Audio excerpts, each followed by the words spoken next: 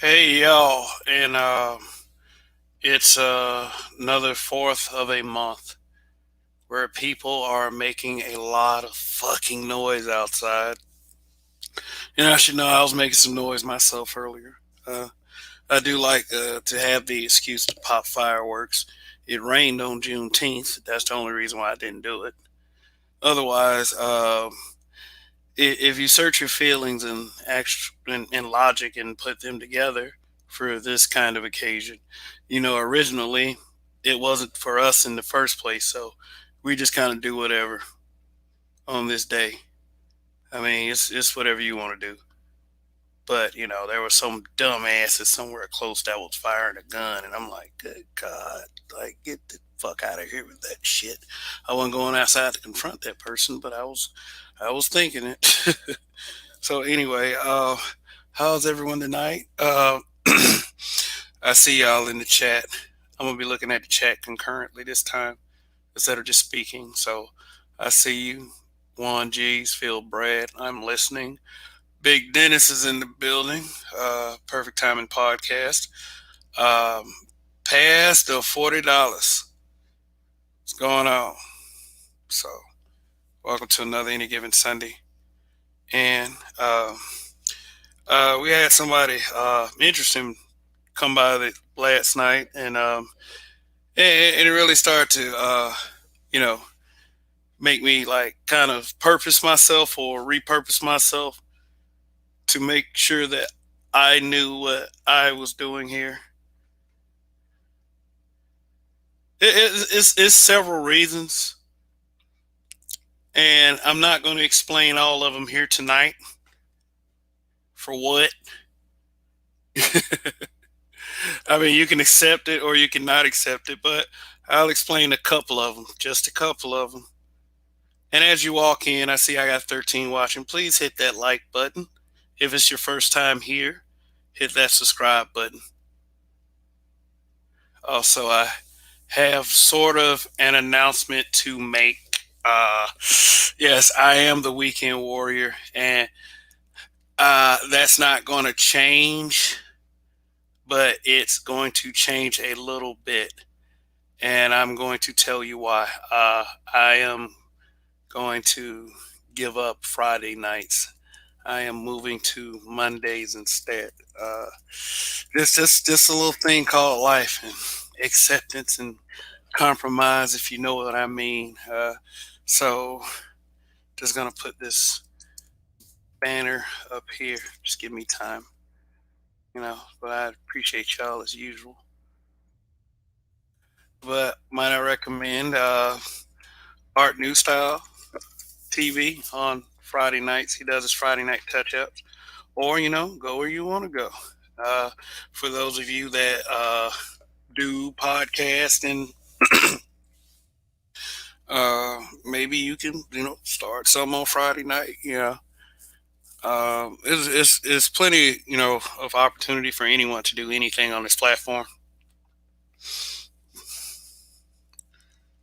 So Friday night is kind of it's not that it's a difficult life. I mean, difficult night to do. It's just like I said, life and acceptance and compromise. I'll put it to you that way. If you get my drift. So, but doesn't mean that like I'm still going to do Saturday and I'm still going to do any given Sunday. And I will be doing Mondays. Let me go ahead and get that typed out.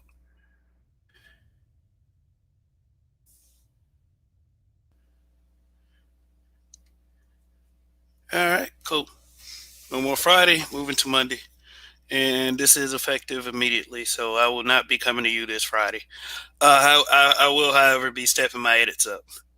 But I got to think of something to do Monday. I think I would probably Monday nights probably lean more towards serious topics. Use the weekend to edutain, as I say. So just I want to make sure I want to let y'all know that. Let me see. one thing, and thanks for bearing with me here. So, like I said, I thought about my purpose for being here, and it was one of those reasons was always to shed a light on black man hatred because it's ignored and gaslighted, and I want to make the people that do it and feed it responsible personally. I mean, I know that's a wide mission. There's plenty of them out there. I'm not targeting anyone. I'm not going to dox anyone. I'm just going to dissect their narratives. And I think I'm smart enough to do that. And I can do it to anyone I want to do it to. Not the guys that stay away from trouble. They're more difficult. They actually make sense. But the hicks, the hate, the hateful ones, the bitter ones, is not as much trouble as everyone would perceive it to be. It just takes a little bit of uh, tenacity, I would say. I mean, it's just for me. It's just an attempt to have fun on this platform, and I wish people could, I wish people could see it as fun as it is as a way of helping. I would say last night I did say that you should not criticize anybody that calls themselves coming here for help. I don't. I mean, if they're getting help from this program or they're getting help from Roger, which many have claimed that they have had help from Roger, or I would say Kevin Samuels, if they claim they're getting help from Kevin Samuels, if they're getting help from any of you guys, it's good. It really is. It's good. Black Warrior Spirit, uh, Mr. Z, I see you down there. Indigenous TV. Yes, I'm shedding a light on black male hatred. That's just what it is. It's too potent at this point. It's like you got white people coming into space, and they're getting passes. All right. Indigenous TV, black male hatred is at a fever pitch right now. I've never seen anything like this in my lifetime, at least, coming from all sides, all races, genders, SMH. Yeah. And the solidarity is weak. Too much Highlander complex. Too much hubris. Hubris. Let me type that in the chat for those who might want to research into that word. Yes. I'll put my backup channel's name up there for a second so y'all know where to go. Look, it can get rough out here sometimes. Sometimes people's channels get taken away all of a sudden. And that's why most of us here in the space, the habitual line steppers, and Black Manosphere, a lot of us have backup channels. So that's the name of my backup channel. I might just drop the two and call it BMBBH and Kev We Trust. Please go over there when you have the chance and subscribe. So, like I said, if something were to happen to this channel, unfortunately, I mean, I spent some time growing this little place right here, and I'm really proud of what I've done. But nothing is ever a guarantee. You know why? Because first of all, I knew it would come with a level of difficulty just by naming it Black Men. Now, believe it or not, that takes somewhat of an amount of balls to do, whether you believe it or not. Anthony Drossos, what's going on? Wild Skinner Man Cave, saying happy 4th of July. But let me put my backup channel's name back, called Hubris. I also simulcast a broadcast between these, all my weekend broadcasts as of late. I've been simulcasting between this channel and my backup channel. So, Hubris, definition one: excessive pride or self confidence. Like more like rushing into. I was thinking more of it in the context of rushing into something, thinking that you're doing what you need to do, and you end up causing more harm than good.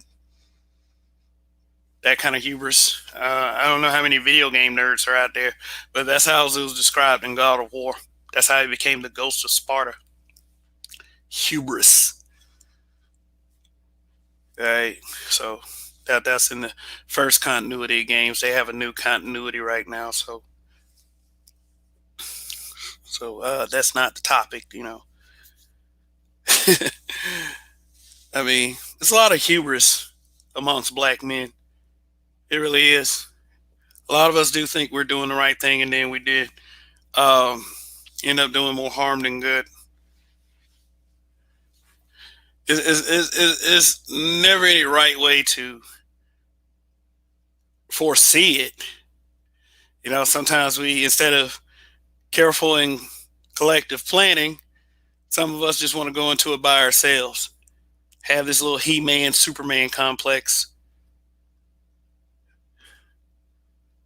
Like the whole thing is on our shoulders. Everything is riding on us. I don't put the spear on my shoulders. I don't put black men on my shoulders, but somebody need to call this shit out. I don't care. I mean, it's if I succeed and the message gets out, success at this point is subjective, because if I reach one person, that is a success. No matter what, how small or how big anyone thinks that is. I think that's really big. If I'm able to reach one person, I'm that kind of guy. There's 20 watching. If I can reach at least one of you, I'm doing good. Make sure you hit that like button though.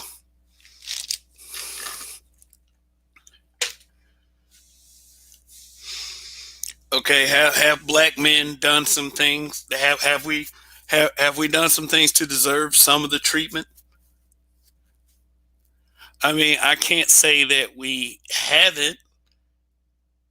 I'm not saying like the dumb shit that's off code. I'm not talking about stuff like that. Like some people out there act like they chasing butter biscuits or whatever. I ain't talking about that shit.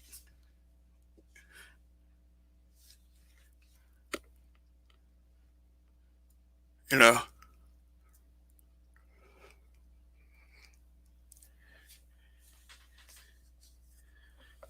we I mean, we don't think the same, but you know at least not the quell some of the infighting, I would say.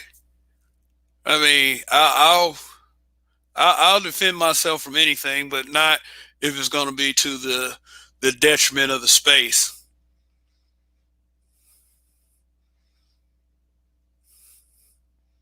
So let me put you out like this. There's two words being thrown out there right now. Yeah, I mean, it set an alarm off in me last night. I didn't say too much because it was nice to see other people represent the space. Not saying that people don't do it. People represent the space all over this place.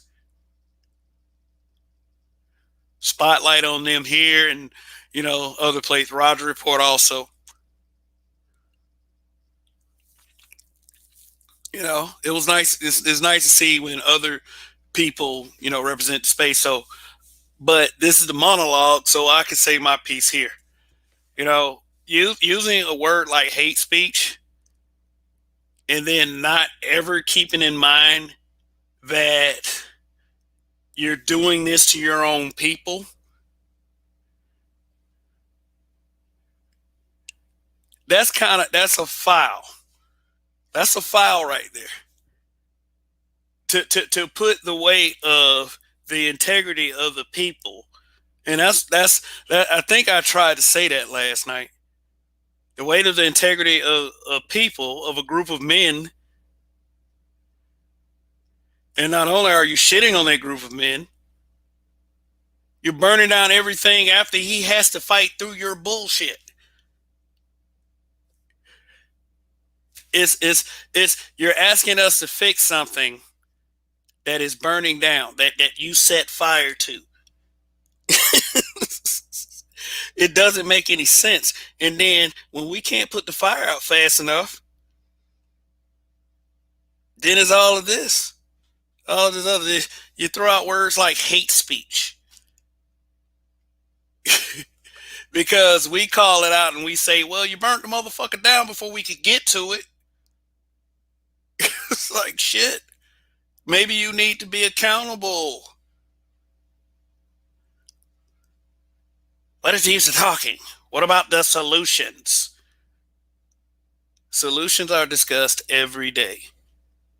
Some people do not want to implement those solutions. Even at the community level, people don't want to implement those solutions. They think that voting for someone will fix it. Instead of being proactive, they wait every 2 or 4 years and they cast a vote and they wait. We've been waiting all this goddamn time.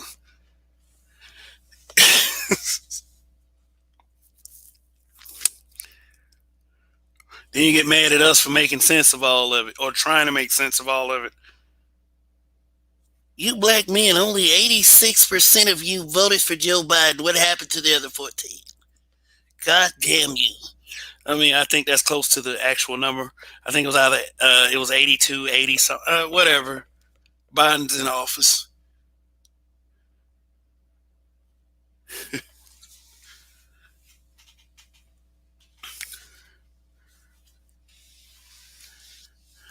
But, emphatically, low key, if you were really paying attention to how people were collectively speaking, about, around election time, specifically about black men, it was not good. You had these bald, pale, frail, weak. It's like if a gust of wind came by these folks, they'll blow right down and they might break their ankle. These pale social justice warriors that like to call black men sellouts. You have these old little musical artists that's trying to stay relevant, throwing shots at black men.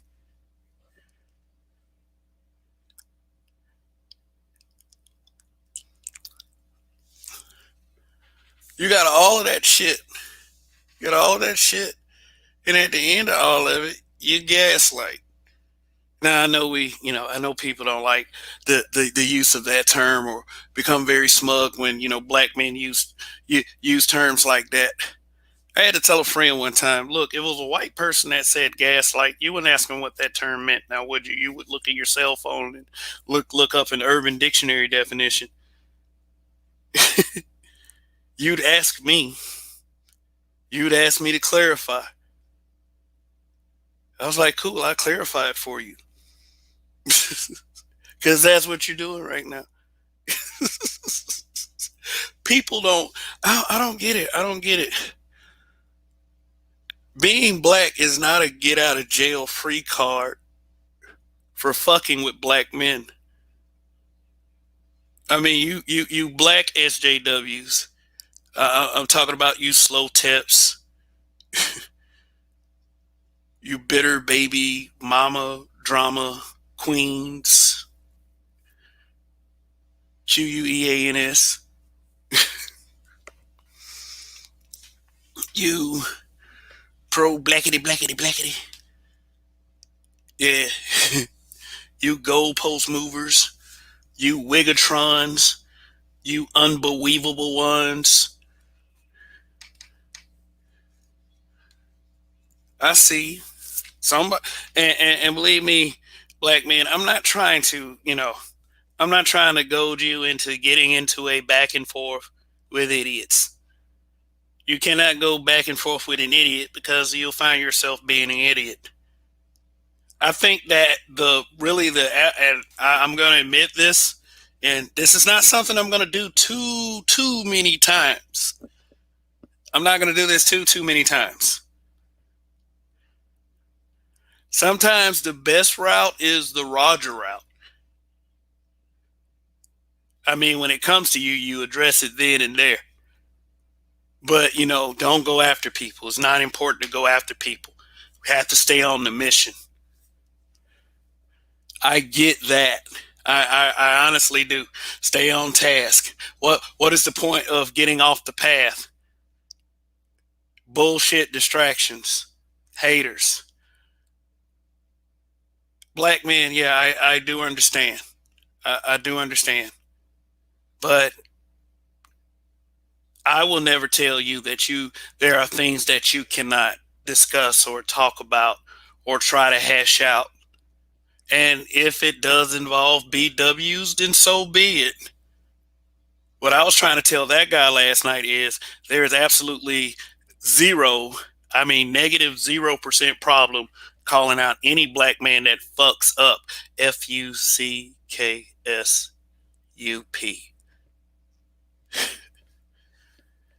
We have no problem doing that. There was never any problem doing that. And I've done some edited videos on this channel in the past, in the recent past, in the distant past, that have held black men accountable. So my message to those people is to stop fucking ignoring shit like that. Stop acting like black men are just hating on black women just so you can ingratiate yourselves to some kind of high position, because all of that bullshit is fake.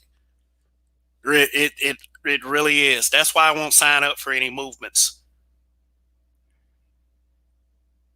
Is that simple, at least at the black YouTube level.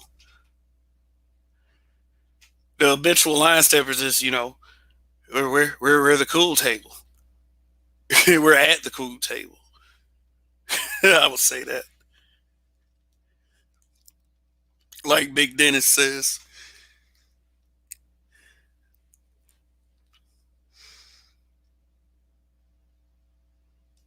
So I'm just saying, is it the Black Manos-phobia? I wouldn't so much. It's a made up term. Let me put that disclaimer out there.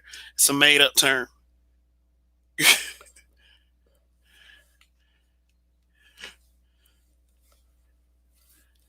It's not. It's something that I just put together. It's. I thought it would make for an interesting title. Saving anyone? Are you serious? Am I here to save y'all? Man, y'all better save yourselves. Y'all better save yourselves from that Black Manos-phobia. But I'm just here to, kind of try to give you a roadmap to try to avoid it. I'll say that. The little bumps, take a shortcut, detour here, that kind of shit. Use the Waze GPS when you're on the road. Take me away from all of the Black Manos-phobia, because it's. I mean, the black manosphere, that's just a small part of it. You know what I'm saying? It's because it's black men. That's what it is. That's what it is. I mean, that's an inevitability that must be expressed.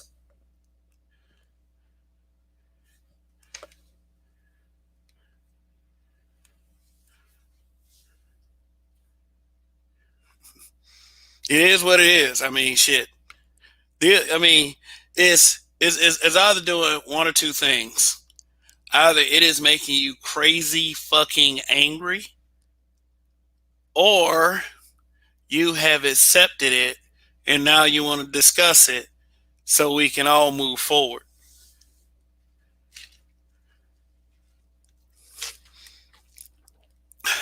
I don't know. I just don't. I mean, but there is ways to do it. There's ways to talk about it. There's ways to discuss it. Everything starts with a discussion. Everything does, and that's unavoidable. How many problems were solved without being a discussion present, without any kind of verbiage, with just eye contact, without it being some kind of strange sexual thing with a person of your liking? Willing consent. Let's say consent, because you know how some of these dumb motherfuckers are. Love to try to twist up shit.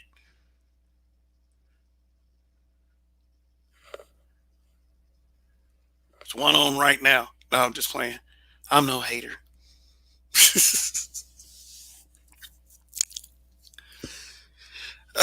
Yeah. So I mean, it's what we do. We want to improve the black relationship.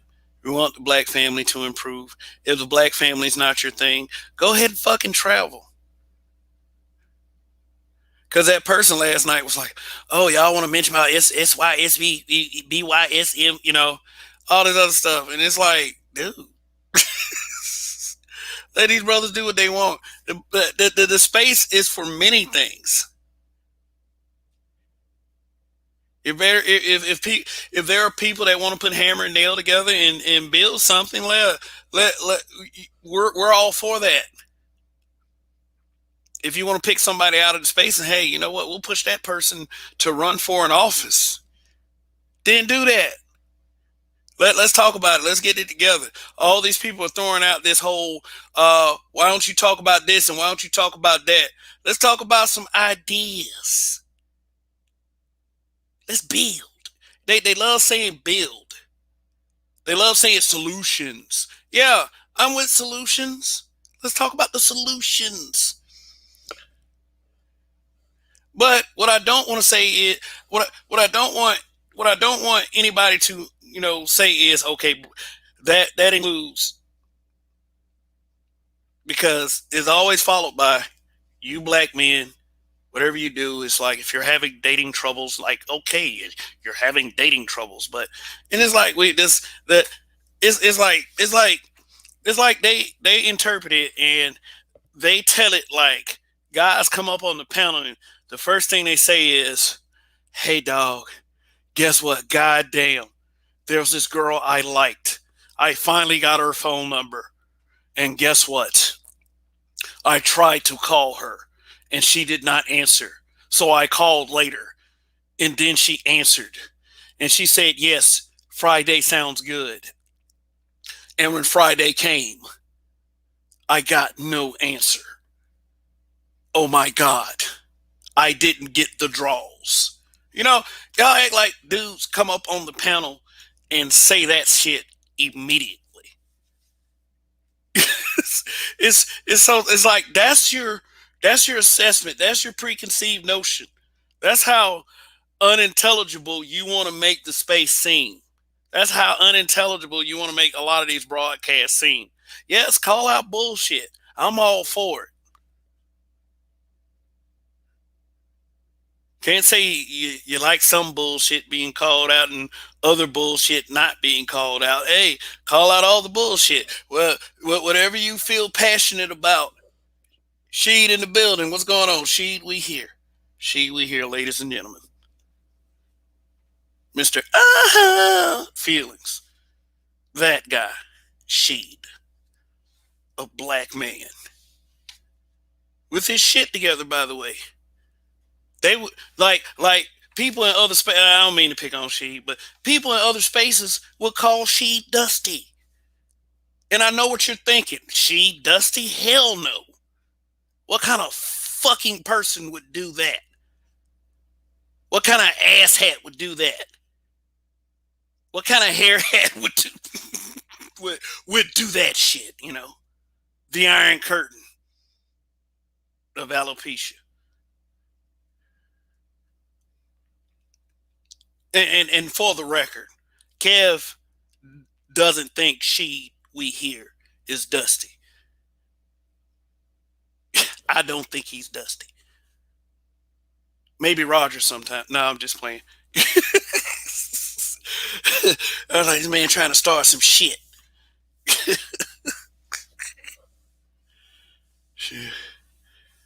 Stark Pax, what's going on? That feeling shit be killing me. Indigenous TV. Why are they so tight about SYSBM? Because black people like the ideas of bullying other blacks and being able to get away with it any way we can, move any goalpost around the fucking country just to do it. Now he continues, if these black men are being productive and obeying the laws, fact, then what's the beef?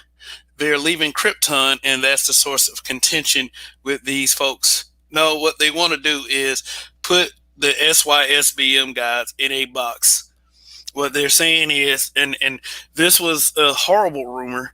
The SYSBM guys, I guess they put them in the box with, like, I guess the passport bros or the sex tourism guys, and one particular YouTuber, from what I hear, put it out there that these guys go overseas because underage prostitution is legal or some shit like that.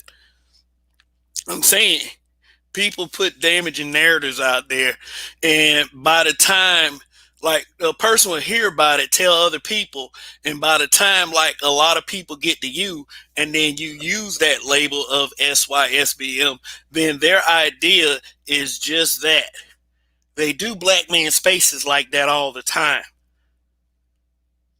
It's what it is. Hey, I had a Facebook group, and other people like in the nerd groups were saying that y'all condone rape, child pedophilia, child molestation. They were saying everything they could to bring the spirit of that group down. For real, this is no exaggeration. This is no victimization. This is all facts, and it's all of the shit foul. Yeah, but like a lot of people go with the knee jerk. People don't fucking care. They want to think the worst. I get it.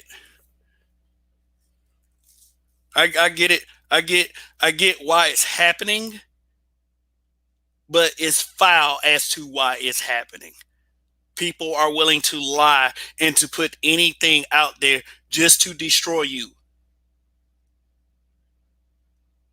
This is not propaganda. And a lot of people like they anything that black men say out of the agreement of like, and this guy was like, when he started saying the hate speech shit.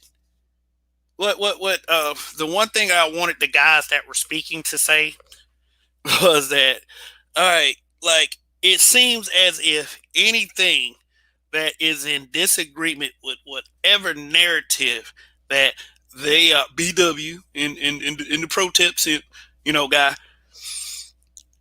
any disagreement is seen as hate speech, is seen as bashing them. It's seen as like the worst possible thing that you can do socially, and you should be punished severely for it. Is it? Oh, wait a minute. Hold on 1 second. Oh, shoot. Is it fair? Is it fair? No, it's not fair. But life is not fair. Life is not fair. The haters are supposed to be there. God or whatever unseen forces put them there for us to deal with. What these stupid motherfuckers are trying to do is remove your choice on how to deal with it.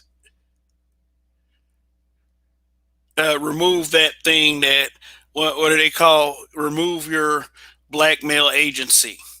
I would I would want someone to come up and better explain why would we want our quote unquote blackmail agency removed in order to solve all of this. I'm not saying sitting up there starting an argument, being petty. I'm not saying all that it is the way to solve the problem. But everything is it just seems like a, I don't know. It just seems like a straw man argument. Information, man. What's going on? What's going on, brother? Nice to see you again.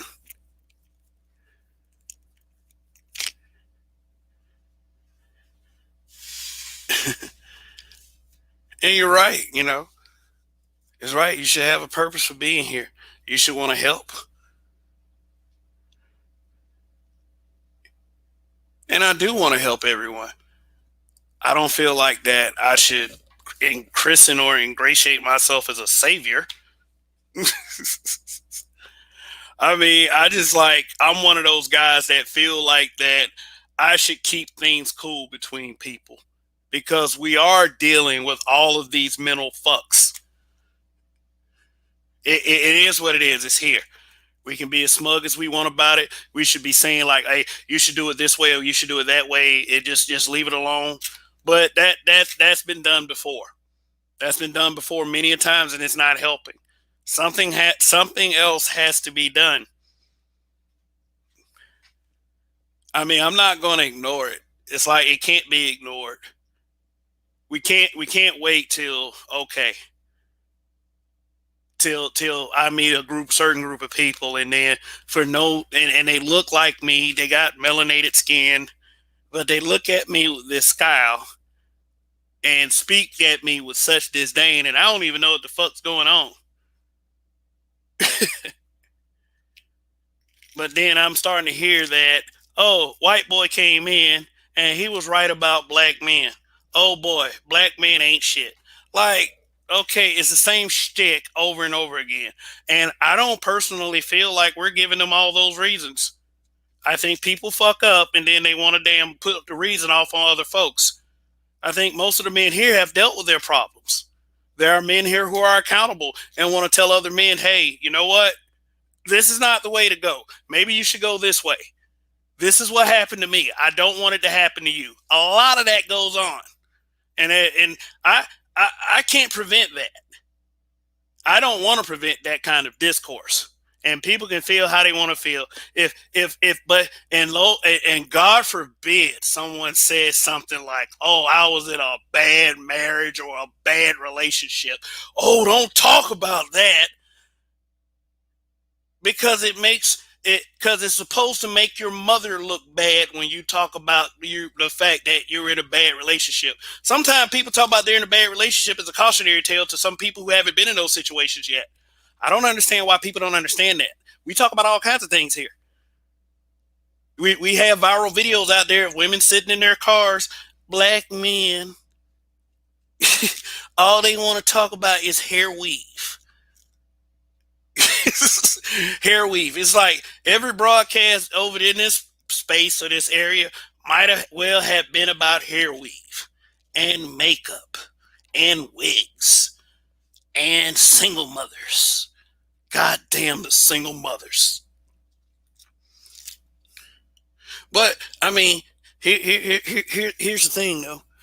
I guess a lot of that shit to those people are entertaining. It's entertainment or edutainment or informative information.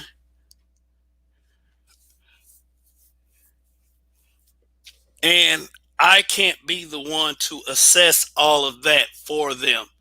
So if they accept the fact that a white man came over here in this space to diss the brothers, then what the hell does Kev look like kicking and screaming? Or saying, hey, black man, that's what they're doing right now. We need to do better. Oh my God. They're bringing the zaddy. He might say something. Give a fuck about them people. Let me tell you something about groups that hate me. I don't care. I don't care about them motherfuckers. If they decide, hey, Kev, I'm going to disrespect you and not even give you a chance, fuck them. Care? And then like, oh, we want other groups to respect us. What other groups would we be referring to? Other groups? The fuck? I care about their respect. I care about how we conduct ourselves. A lot of these men can care about how we conduct ourselves. If you're embarrassed, if there is a number of people who are embarrassed because shit is being called out too fucking bad, change the fucking behavior if you're conscious about it. Because I guarantee you, as much as y'all hate that it is being talked about, the behavior is being displayed for those other groups anyway. Anyway. I'm just saying there's a bunch of black men that are embarrassed for you. And I'm not saying specifically it is certain people. But why feel conscious if somebody's talking about it? We talk about all kinds of shit here. You should be here for this. You should be here for that. How many times have I heard that save the black community shtick? Okay. But it doesn't start with a black man shutting the fuck up. So there it is. Shit, whatever.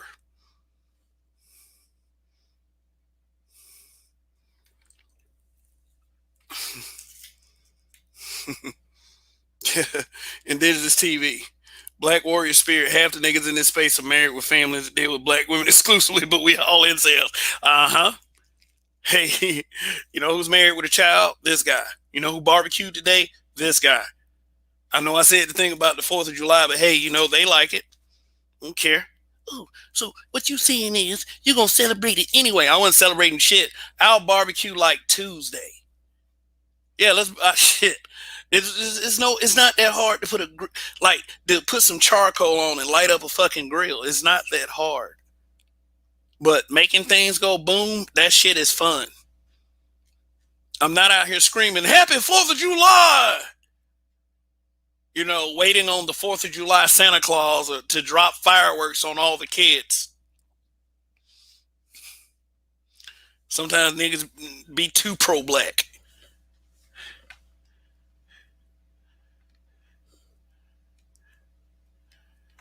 Hybrid Impact 83, what's going on? They say black men should lead, but the minute that we take a stand, they want to involve Zaddy and get us canceled. I ain't cancel like, man. Cancel these. That's what I tell the motherfuckers. Cancel these. They say I'm already canceled. According to you, I'm already canceled. You don't matter. You don't. Don't say anything. Wait for instructions on building. Let's get some blueprints going. Let's go get that dude Bob, who they be talking about building. I'm good, y'all. I'm just like, wow, I just got through popping some pretty fireworks and, you know, just ate some good food and everything. Just, you know, enjoying life, man. This is a slice of life, dude, to be able to come up here and speak to you guys.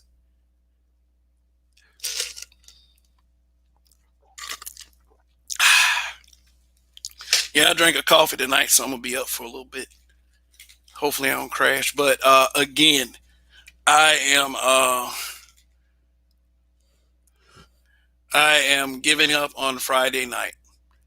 I will be moving to Monday nights. I would probably try to lean more towards serious discussions on Monday night. And I mean, really, like me kind of bullshit and talking, that doesn't always happen. Any of these discussions turn serious in a heartbeat. Doesn't have to be a old verbal slugfest like it was last night. And last night's broadcast, I suggest to everyone watching, go ahead and read some of those comments. On any of the broadcasts you see comments on. Like, I do get comments quite frequently. I mean, I treat them as feedback. I'm not necessarily trying to treat them as like ways to improve the channel itself, because if you know you catch yourself taking one suggestion, then you're pretty much shutting everybody else out, and that's never a good idea. So it is what it is. But thank you everyone for tuning in. I really appreciate it. And please, if you haven't, please hit that like button. If it's your first time here, please hit that subscribe button. And I will be coming to you, well, from henceforth, Saturday, Sunday, and Monday. Yeah, I mean, it was a family decision. It was a family decision. Think about it. It's like those. I mean, I'm not gonna explain it. I'll just be seeing you motherfuckers on Monday night. But this is Any Given Sunday. Saving y'all from Black Manos-phobia. Saving y'all from the hatred of black men. I don't feel like we should have to prove our way out of it. And people say alpha your way through it. That's, you know, we say that as a joke. I mean, you know, around these parts, and People take that rhetoric seriously. Just, fuck it. This is what the situation is. Don't cry about it. Don't complain about it. Alpha your way through it while we talk about your ass. I mean, and, we understand that, and we say, fine, yeah, we will alpha our way through it, despite the fact that you're talking all this bullshit and you're burning down the community before we get a chance to save it. So yeah, we would alpha our way through it. You know, I'm not here to say I'm a black man. I'm not here to say become a superhero. There's no, like, if you run into a high dosage of gamma radiation, you will not transform into the Hulk. You will probably die.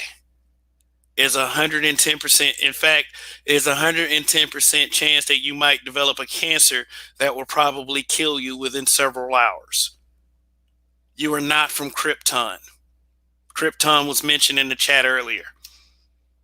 You do not absorb sunlight, even though everybody's like, "Oh, we're all melanated." We don't get damaged by ultraviolet waves. Yippee for being melanated. Okay, great.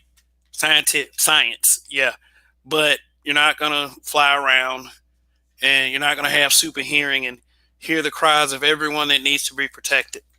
You do what you can within your capabilities, and you do what you can to gain more capabilities that are within human confinements.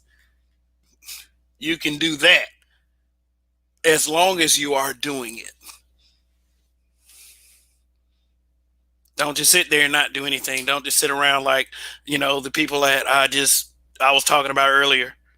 Don't want to do anything, but, want to vote every 2 and 4 years and think that's just going to do it. No, it's got to be discourse. Shaka Nulu. What's going on? Hybrid Impact, Monday Night WWE, and Big Kev. Love it. I used to watch Monday Night Raw like a lot, but I'm like, I'm a huge WWE fan. I've been to 6 WrestleManias. Yeah, I will cherish those memories because one of the friends that would travel to those WrestleManias with our group, he passed away about 3 years ago. Well, 2 years ago.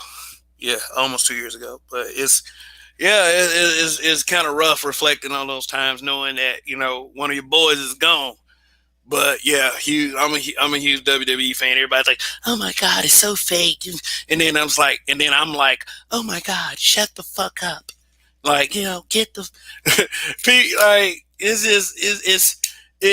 like when I used to feel the same way, and this is kind of like in the spirit of last night's discussion. I feel the same way.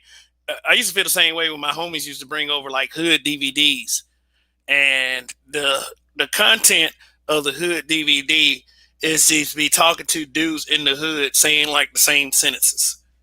Is that fair for me to say? Probably not. But life is not fair.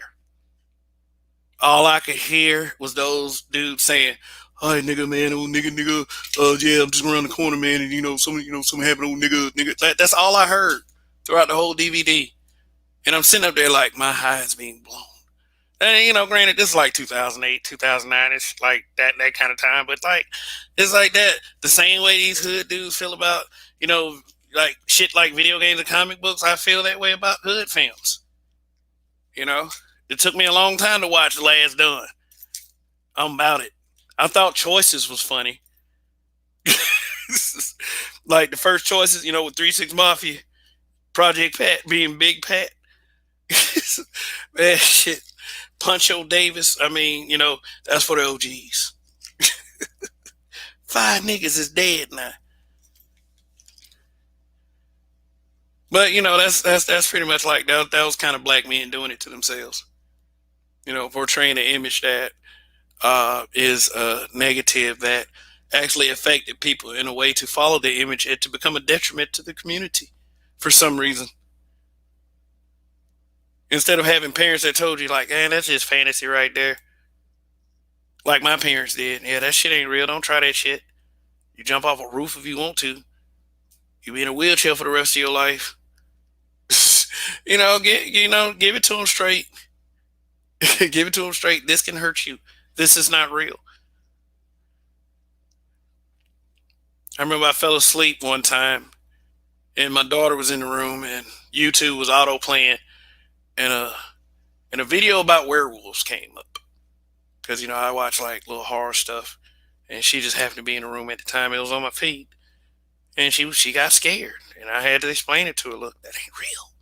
It's not real. Don't go outside in the dark because worse stuff could happen. But it's like there's no werewolves. At least not on the surface world, but now in the center of the earth, that's a different story. Yeah, I'm just bullshitting. YouTube. All right, Hybrid Impact 83. He want to bring in a WWE conversation. Hey, look, our entertainment channel, the Black Dimension, we want to go ahead and grow that. So look up the Black Dimension. Is BLAKK Dimension. And those kinds of we want to start like I'll discuss that stuff over here. I don't have any problem with that. But as far as the entertainment and sports genre, that's where we be doing that kind of stuff. So um, yeah, Black Dimension, our entertainment channel. So let's see, and Hybrid, Roman Reigns, Bobby Lashley, and Drew McIntyre are the faces of WWE. Rest in glory to your friend. Yes, yeah, Roman Reigns. Yeah, I know that. The head of the table, um, Bobby Lashley, a fully melanated black man is world champion and is easily sellable because he's huge. The one thing that I would like to see is what Bobby Lashley was originally promised upon re-entering the WWE. He was promised a match with Brock Lesnar, and Bobby Lashley beating Brock Lesnar looks believable. And Brock does not want to do it. I don't know why. I can't say that it is racist or anything because Brock, before in the past, has spoken out. Well, not. I mean, he spoke like kind of like off-putting white guy, but he's like, I'm a big country boy that just want everybody to love everybody. Everybody. Just I was like, that's. I mean, that's as far. I guess he's trying to clarify that he isn't, and this is quote fingers racist. But yeah, I would like to see that match happen. If it's executed properly and they don't bullshit or don't be like the WrestleMania 20 Goldberg versus Brock Lesnar. Like that match was horrible and it cheated the fans. Even though like they did eventually fight again at WrestleMania and Brock beat Goldberg, which I was like happy to see because I think Goldberg really should hang it up. And that's like part like it's good that guys like Roman Reigns, Bobby Lashley, and Drew McIntyre were able to become the faces of the company because they signified other guys besides older motherfuckers who just can't move out the spotlight back in the Hulk Hogan days.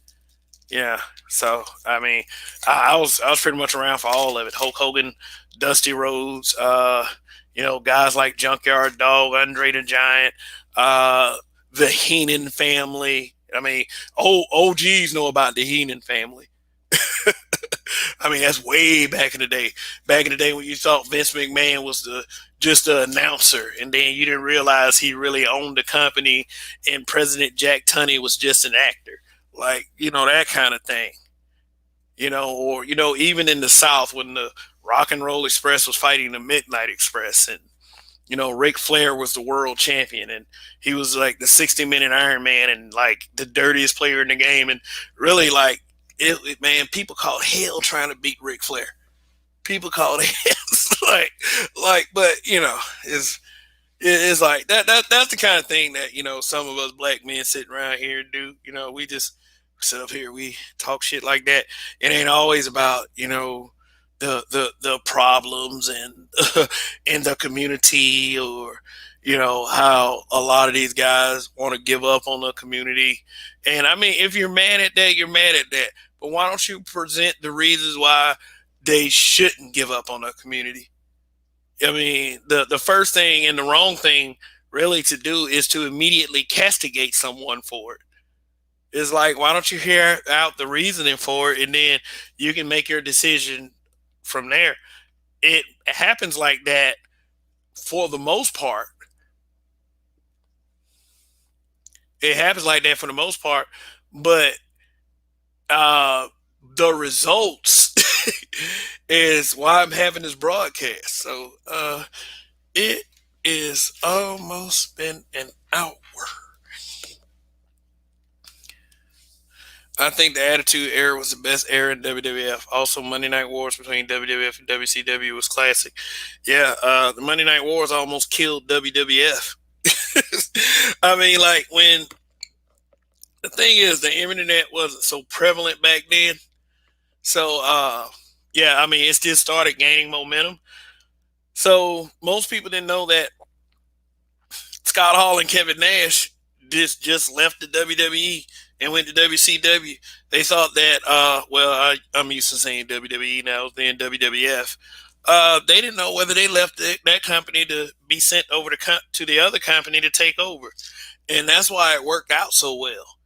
When you found out that wasn't the case, it was months and months and months after WCW was kicking the WWF's ass. Then the Attitude Era came. And the Attitude Era is like, uh, that's what a lot of people remember, because it's like easily Stone Cold and The Rock. Easily. Now, those are two names you're going to come up with: Stone Cold Steve Austin and The Rock.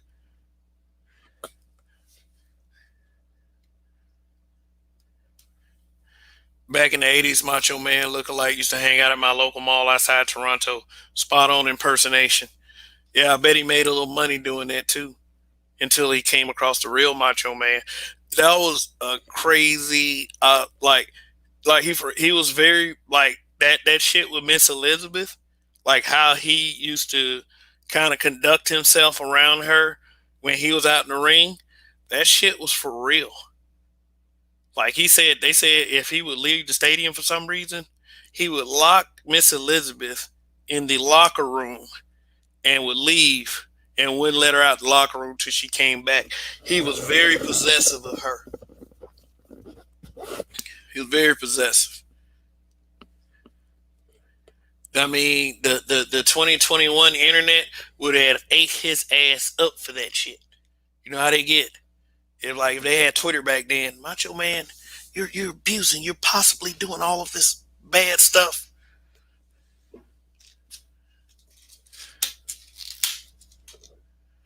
All right. The Ken Shamrock and Rock rivalry during the Attitude Era was underrated. Yeah, it was that particular feud right after their last match. The next night, The Rock was elevated to the leader of the Nation of Domination, and it was the first time that he used the people's eyebrow. Yeah, I'm gonna go ahead and say, hey, look, just subscribe to the Black Dimension. We will do a wrestling discussion, and you guys can come up on the panel. We'll do that. So Hogan introducing the NWO really tipped the scale in favor of WCW. Yeah, yeah. I mean, I didn't watch WCW until all of that happened. Like, when the Scott Hall and Kevin Nash took on Sting and Lex Luger and the Macho Man, and Hogan dropped the leg on Macho Man and became Hollywood Hogan. I didn't watch WCW. I mean, I did watch the original NWA, but when they made the transition into Monday Nitro, I didn't watch Monday Nitro until they did that. I didn't. I went back and forth. And WWF then were doing a lot of stupid shit. They were still doing a lot of the gimmicks. They were doing a lot of the characters. And okay, all right, I've gotten too far off and like off my own topic. We're here to talk about, what's going on with black men. What's going on with black men? Because like Hybrid Impact 83, yeah, just yeah, we'll do this on the Black Dimension. I'll announce it. Keep the eye out on the community tab. Like I said, subscribe. But yeah, Black Manos-phobia, hatred for the black man. Why? Why are we letting people get away with this? Shouldn't we be going after them with torches and pickaxes? Shouldn't we trying to be? Shouldn't we be trying to poke at their reputations? Shouldn't we be trying to dox these people to humiliate them? Shouldn't we be trying to do any of that stuff? The answer is a clear, emphatic no. You don't stoop to other people's levels. And, I understand that some people are like, man, Kale, fuck that shit. Sometimes you got to get down to dirt with them. I ain't got that kind of time on my hands. I don't care about your life. And I mean that in the nicest way. It's like, I don't have time to sit up here and find out what you've done in the past. If you're not a dangerous person, I don't care. If you say some stupid shit, we can deal with it here like two people with voices.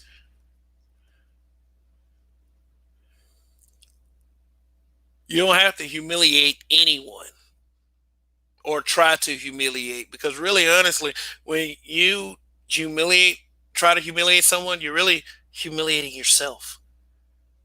Yeah, I'm going to say it like an after school special. When you try to humiliate someone, you're really humiliating yourself. All right, y'all. I'm going to open up the panel. If we can, it's like it can be open. Like we can. If you want to talk about hatred for the black man, we don't necessarily have to make it a pity party, so to speak. Like getting the metaphoric pat on the back or the rubbing of the back. It's gonna be okay, black man. It's gonna be okay, black man. They're gonna stop messing with you one day. I don't care. Keep doing it. I hope Cynthia G invites Brian back and does it again. Seriously. I hope David West comes back to the space to criticize us and call us incels at the behest of people like C Boogie. I hope they do that again. Seriously. I don't want them to stop. I want people. It's just like racist. It's just like racist people. I want to know who each one of those people are. And I'm not saying that David West is a racist. The other guy I think was kind of like on that line, Brian. My middle name is Brian, by the way. That was probably not smart to say, but fuck y'all anyway. You probably already know. Shit. I'm like, wow, we'll go to any level. And I'm not saying it's like me saying that I hope they do it again. That's not me saying that I think it's okay.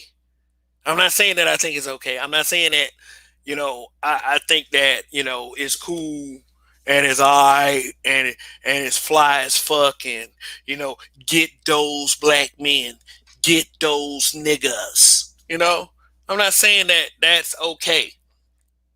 I'm not saying that was okay for Cynthia G and C Boogie to do. At all. I'm not saying it's okay. I'm saying it's fucked up, actually. Yeah, it's very fucked up. It's off code and shit. But it's whatever. I'd rather people be honest about who they are than to lie to me. That angers me when you're able to lie to me and you're able to get away with it, because then I will feel like a big idiot. Then it's like I trust a person and that I trust a person that lies to me. That's my fault. I mean, that's a kind of tough code to go by. But hey, you know what? Think about it. It's efficient. So, like I said, they can do it all day. Cynthia G can invite that bastard back tomorrow. I don't give a fuck. Shit, what are y'all gonna do? What are y'all gonna do about it? What are any of you gonna do about it? Make a broadcast? Yeah, that's kind of what we're here to do. I'm not condoning it. I'm not justifying it. I'm not saying it's okay. I think it's some coon shit. I really honestly do. Some butter biscuits. Like these motherfuckers they got like frozen butter biscuits in their fucking freezer with fresh butter and ready to ready already preheat the oven. Proofing the motherfuckers. Like it's retarded. That was retarded ass logic. And that's no slight to anyone with a mental disability. Cause you gotta pretty much disclaim every fucking thing on social media.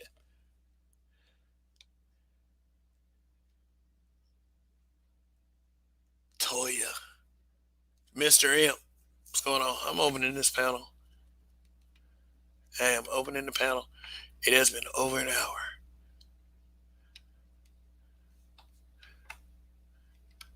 These guys. Those Manosphere guys. Really? Those habitual line stepper guys. Long live the habitual line steppers. Alright, and it's been an hour, so I'll be back after this little bit right here.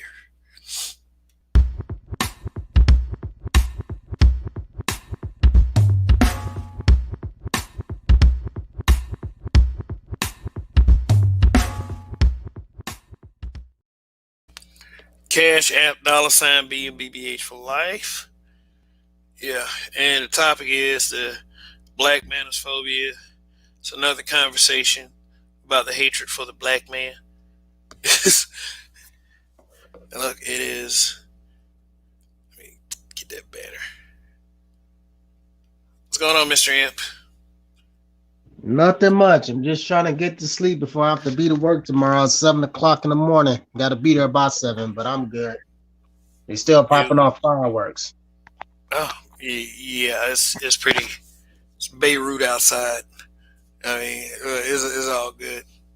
It's all good. It's like you go outside for a moment, you might see something very spectacular at someone else's expense.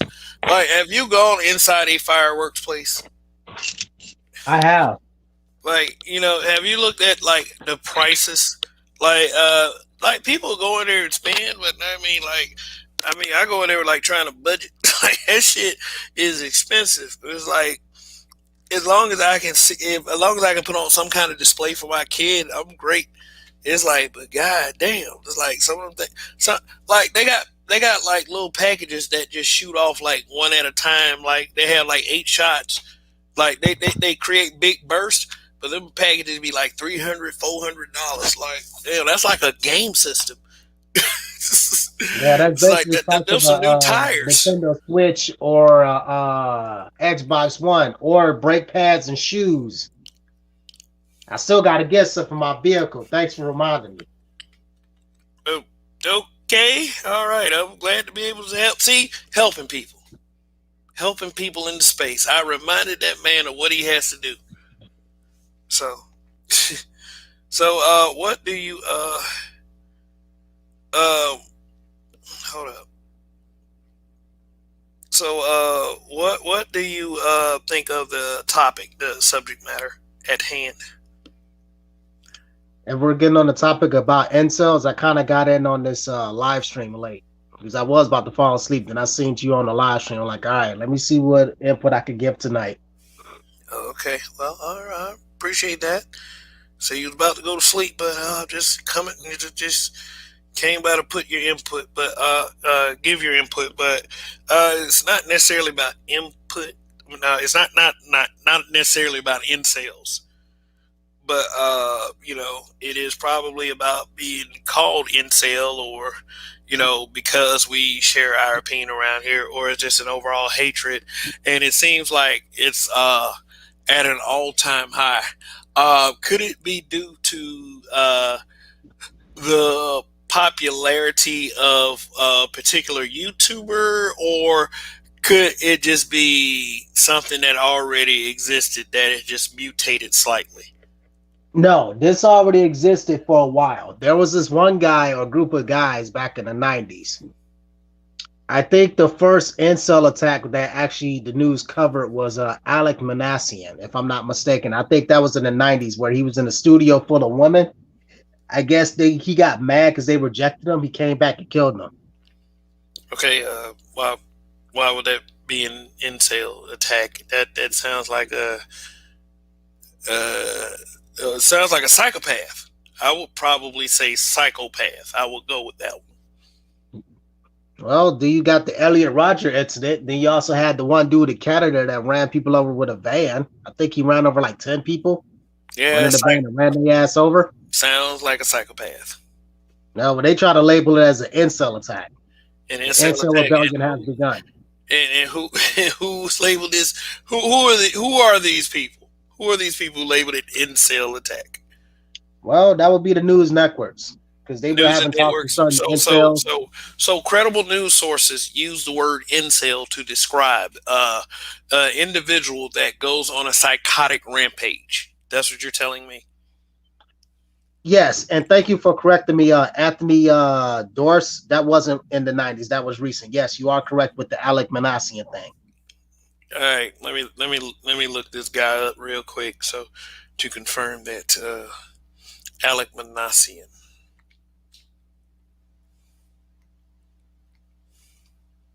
Then there's actually a black incel right now, and I'm actually subscribed to his channel called Rejected from Eve. So So he called. So he has accepted the label, so to speak. yes, because like he's been rejected by women. He's a truck driver, but he is also an owner operator. So he is focusing on his craft. Oh, okay. But I don't know. There's got to be a better word than incel as far as that. There are guys that, I mean, if you want to call them, I mean, but I probably would go with psychopath. Like the damaged psychopath, any kind of like killer psychopath. Something that vilifies the person.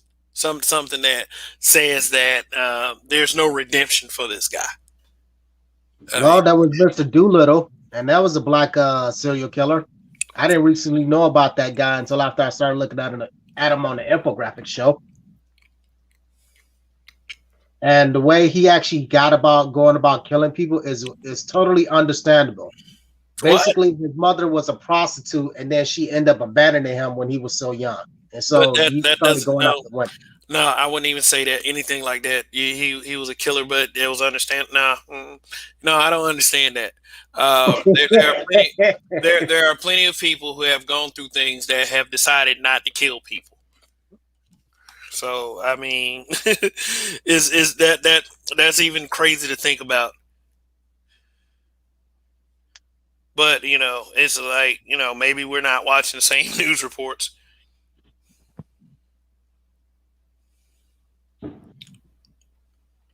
Hold on one second. I gotta send a message to someone. All right.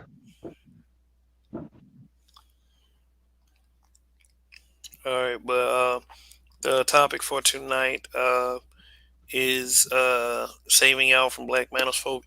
I'm trying to save y'all from like something that you can spend effort doing other shit. Like maybe somewhere there's a old lady that needs to be walking around. Needs help crossing the street, and instead of you doing that, you sitting up there hating on black men. I mean, shit, instead of eating a bowl of cereal or, it's or something like that, you hate like motherfuckers be hating.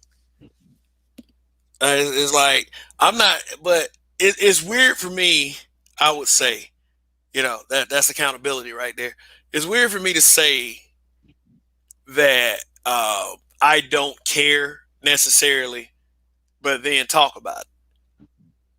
Is like the reason why I'm talking about it because I know it's a problem, despite the fact that I don't really care, and I wouldn't mind seeing them continue to do it because, like, I'll make a confession. I wish I knew who every racist was. I wish I know that's kind of being wishy washy or whatever, but I wish I knew who all of them were. Everybody who thought ill of me, that thought that I was like 3/5 of a person, excuse me, 3/5 human, that think that I should be a slave or something like that. I wish I knew who those people were, all of them. I wouldn't Oh, mind. it's real easy. It wouldn't hurt me at all. It wouldn't hurt me at all. I know not to fucks with you, and then I know if I see you walking down the street in my neighborhood, there might need to be some action that need to be taken. But outside of that, shit, just at least let me know who I'm dealing with. So just by the off chance that you happen to be in an important position, and uh, my child may be involved, like you being a school teacher or something, then I can remove my child from your classroom or something like that. See, I'm talking about that kind of thing. I'm not talking about some, violent uprising or anything like that. I'm talking about, effectively removing the mind fuck, you know, from the people that matter the most, and that is our people. And it's a shame that as a black man currently in the 2021 climate, that I should have to go through several walls of bullshit in order to be able to hear about the things that need to be focused on. You gotta, like, as a black man, you have to be able to filter through the bullshit. is because so much is put in front of you. Anthony Anthony Drossos, keyboard Klansmen always have crazy shit to say about black people. Yeah, I've run across them before too. Oh, it's real easy to tell who's a racist and who isn't. I can give you that information right now. uh, I'll just go with what I currently have. I mean, Okay.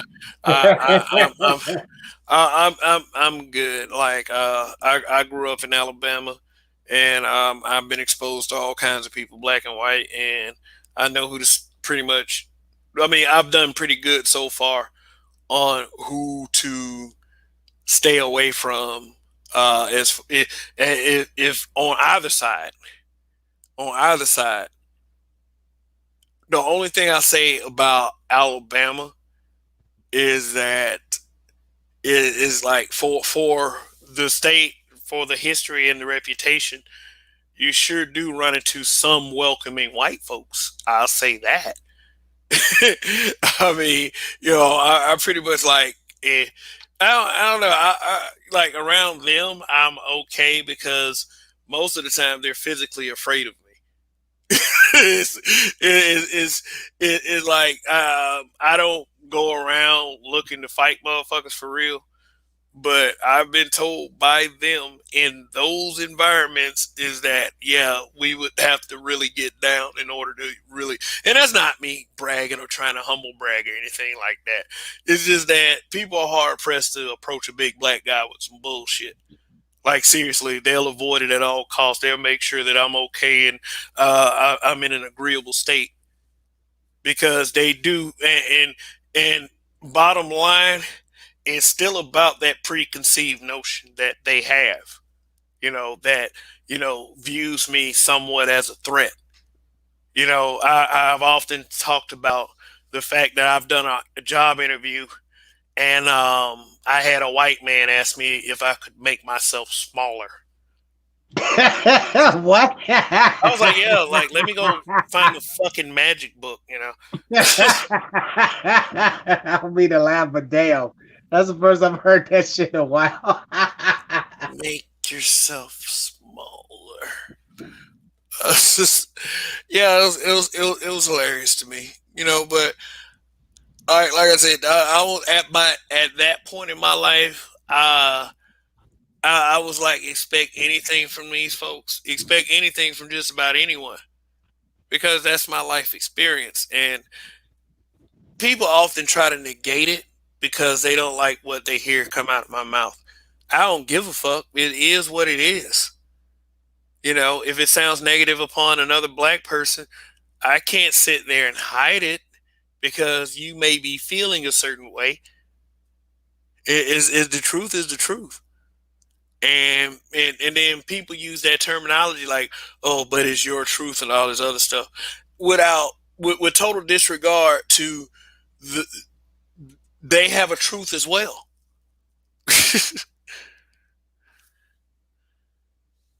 Yeah, they do.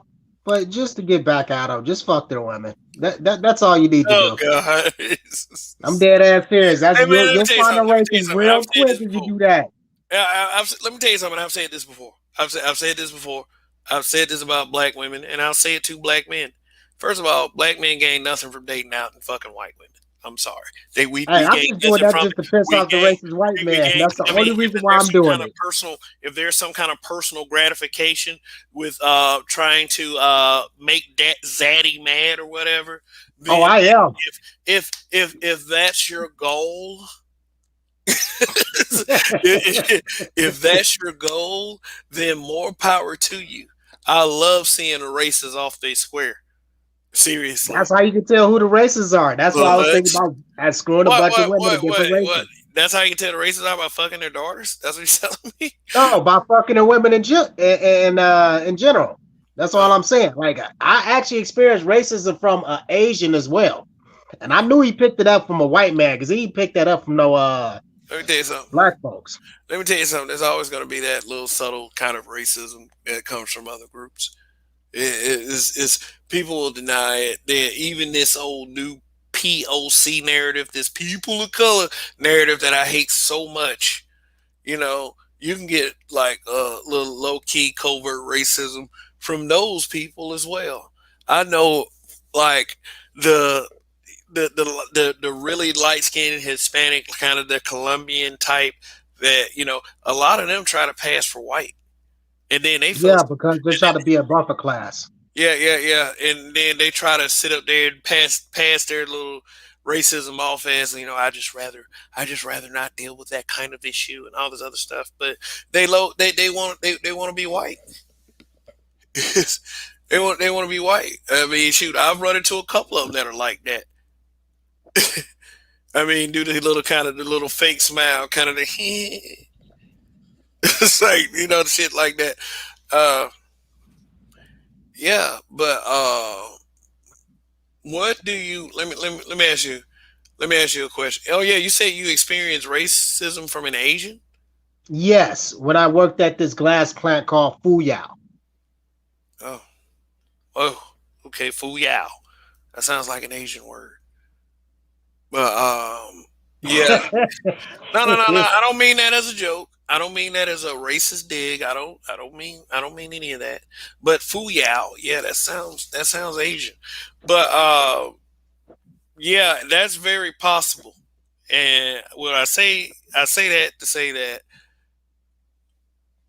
there are many reports of black people that have run into trouble with Asians. I mean, Tulsa getting attacked, the dude punching a woman in the face, and various stories of, you know, and I've seen these in like regular ass cell phone videos that's posted on Facebook. Asians following blacks around the stores with that hurry up and buy mentality. Not the not referring to the hurry up and buy that visits the chat here quite often, but Well, that's why I stopped supporting them, especially after they got that Asian hate bill. Like I'm uh, definitely not supporting them no more. oh, okay. Well, let me tell you something. Let me tell you something real quick. Okay. We here, even though we speak a lot of truths here, we do not preach anti-government rhetoric. We do deal with truths, and there are certain people that feel a certain way about anti-Asian hate bill, which hate of any kind is wrong. The problem that a lot of us ADOS melanated black people have is that as much as happened to blacks, we don't have our anti-racism, anti-hate bill. We don't have it. In fact, they working on another crime bill for us. They working on another Well, crime who bill. voted him in? Like, I didn't vote for that damn fucking pedo president. I voted for Donald Trump. You can go on my goddamn file and look on that shit where I voted for in the last presidential election. I didn't vote for that First damn of all, pedophile. first of all, first of all, I'm not going to dox you. Hey, I Second, don't give a fuck. Hey, people can try to dox me if they want to, but they know I didn't vote for that damn pedo president. okay, yeah, yeah. That's how much I can say. I wrote in Bernie Sanders. I couldn't give my vote to either Trump or Biden. I couldn't do it. Well, And I actually would prefer someone that could grab him by the pussy. I'm just gonna say that on record now, versus a dude that's always trying to hug on people's children. Just saying. grab him by the pussy, Hey, I'm just saying it's a let, lot better let's than talk. him just Let's than add Joe Biden context. trying to hug on people's children. I'm just saying, man. I get it. I get it. You're saying one bad is less bad than the other bad, but which is fucked up messaging anyway.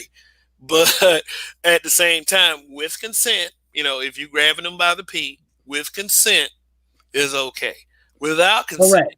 is messed up, and Right. probably a really bad idea saying that when you are running for president. But he won after he said that. So Damn right. Because he had that damn power. I would say the same shit if I had that damn power. I mean, I got fuck you money. That means I can do whatever I want. obviously not. I mean, he's not president anymore. Like Yeah, they tried to get his ass. They couldn't do the fuck, shit. they had them fuck you mail-in ballots, and that's something I didn't get. It's like all the early voting, and it was the mail-in ballots that made the difference. Oh, we forgot these 50, 60, 80, 100,000 mail-in ballots. It's like, come on now, like shit. The illusion of inclusion. They are selected, not elected. All right. So let me ask you this, Mr. M. Sure. Um, what black man problems do you think need to be addressed? Well, which ones do you want me to address? I can address a whole bunch of them. Which black man problems do you think should be addressed? I don't know what's your take on it. I was asking. What? Okay, pick two. Pick two. You want me to pick the top two? Yes, not the top two. Just two. Just whatever you can. You know. Lack of productivity and then lack of producers in the black community. As you see, I have my picture right here. I'm actually starting to grow food. I'm trying to become a producer. And I'm trying to actually increase my productivity when I get more seeds. Because right What now I'm starting off with just a batch of seeds to see if this is going to grow. is that? Food? Is Yes, that it is. is a vegetable? Pomegranate.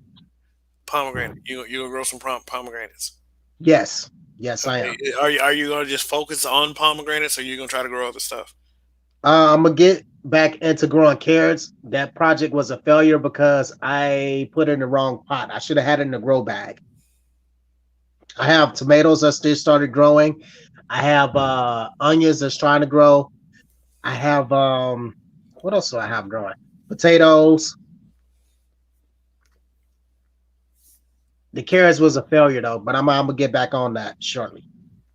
Okay, get back on those carrots, sir, because uh, agriculture is needed in the black community. People who know how to grow stuff, and those are skill sets that have been lost with time because I would say for the most part that uh, when I was really little, we had a garden in our backyard. I remember we grew tomatoes, we grew carrots, we grew cucumbers. Let me see. Yeah, we had quite a few things back there, and I would say this. I would think that yeah, we would if as far as solutions and trying to do things that is productive for our community. I would say that we need to get back into growing our own food, making our community more self sufficient, and educating our kids on that as well. That will be the day, but I am not about to go through that process as I ain't got none of my own. Okay, but you are doing it. You Yes, you I am. you are doing it. You can be an example to others. I mean, just that it doesn't mean that you have to necessarily proactively teach them, but you can tell people how you did it so they can apply the knowledge that you acquired in doing it yourself. Thus, without you lifting a finger for real, you have helped someone. Would you rather give a person fish or would you rather give them a fishing rod? Think about Okay. that. Think about that. Yeah. I would rather give them fish and not a fishing rod because they could always make more fish if it's a male and a female. I I don't fucking know how that um uh what like Yeah. look, Okay. man, uh look, all I meant was if you have a fishing rod, you can go catch as many fish as you want. As far as their sex lives, I mean, I think they figured that out because fishing hasn't stopped in many a century. So, Correct. I, wow, I mean, I'm talking about becoming a producer because there is a person that's doing that right now. His name is Dr. Claude Anderson. farmer produce. No, he produces fish. That's why I brought that up.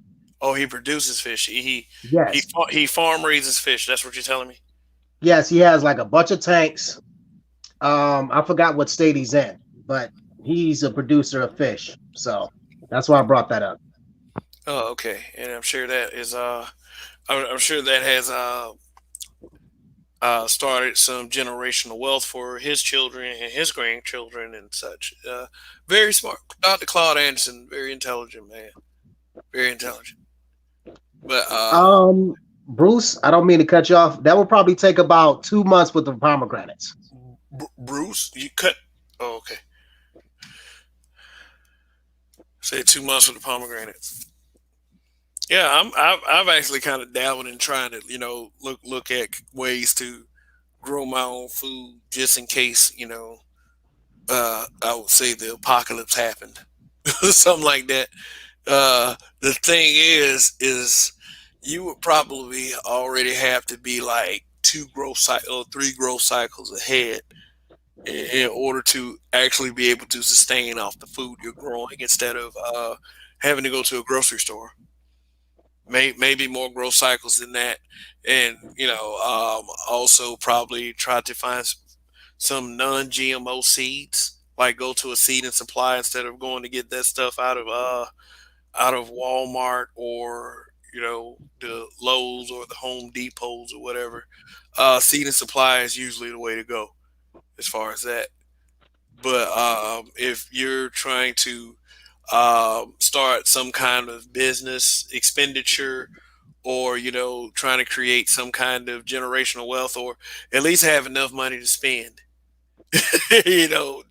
on what you would like, then I wish you the best of luck, black man. Seriously.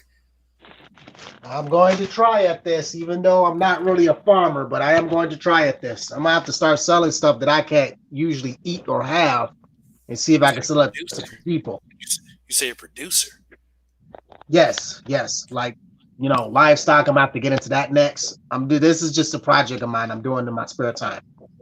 So you're gonna go from pomegranates to livestock. Yes, yes, but that's gonna be over time. All right. Well, that's extremely visionary. I would say visionary and ambitious to make the leap from pomegranates to livestock. What kind of livestock? Chickens and probably cows. Because I like Chicken. hamburgers still, so You're gonna grow some cows and you're gonna break them down into as many parts to the shank, the shoulder part, which I'm is gonna have to learn how to do all of that. hmm Oh, yeah, It's yeah, it's yeah. You're gonna have to, if you're going to do that, you're gonna have to learn how to break them down too when it's time to slaughter, then process them for meat, and that should be okay with you. Because I mean, like I said, that's an ambitious project, and there's going to have to be a great amount of efficiency to be executed in order for you to get to that. But I'm sure you already got your plans started, at least started, and will be ready to go when said time happens. Correct? Yes, that is correct. Okay. All right. So pomegranates and livestock. So what are you planning to do with the pomegranates again? I am planning on giving out taste tests to see if I've actually grown them correctly.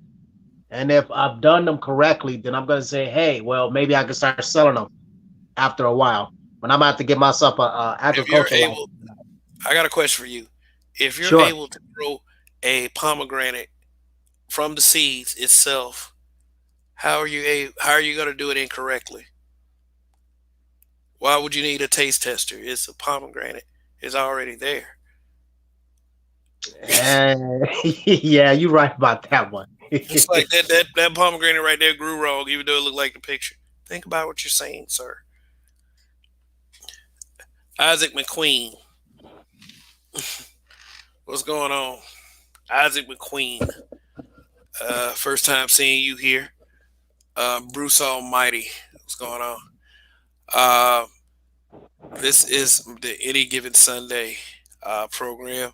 I am your weekend warrior, Kev. I will be coming to you from henceforth on out Saturday, Sunday, and Monday. Black Manos-phobia. Okay, so have you? Let me ask you a question, and I'm not trying to turn it into one of these conversations where, you know, let me put it out there. Why are we worried about racism when there are people are in our own community that would do you in? Which I understand that, but when you're in the face of a monster that has existed for several centuries, then there should be some kind of code that goes along with that instead of thinking about the petty differences and the petty squabbles. So, with all of that being said, uh, have you experienced vitriol and hatred from another person, from another black person? In some cases, yes. Most cases, no. Okay. In some cases, yes. Most cases, no. Can you tell me about a case that where that applied, that you experienced hatred from another black person? Yeah, long story short,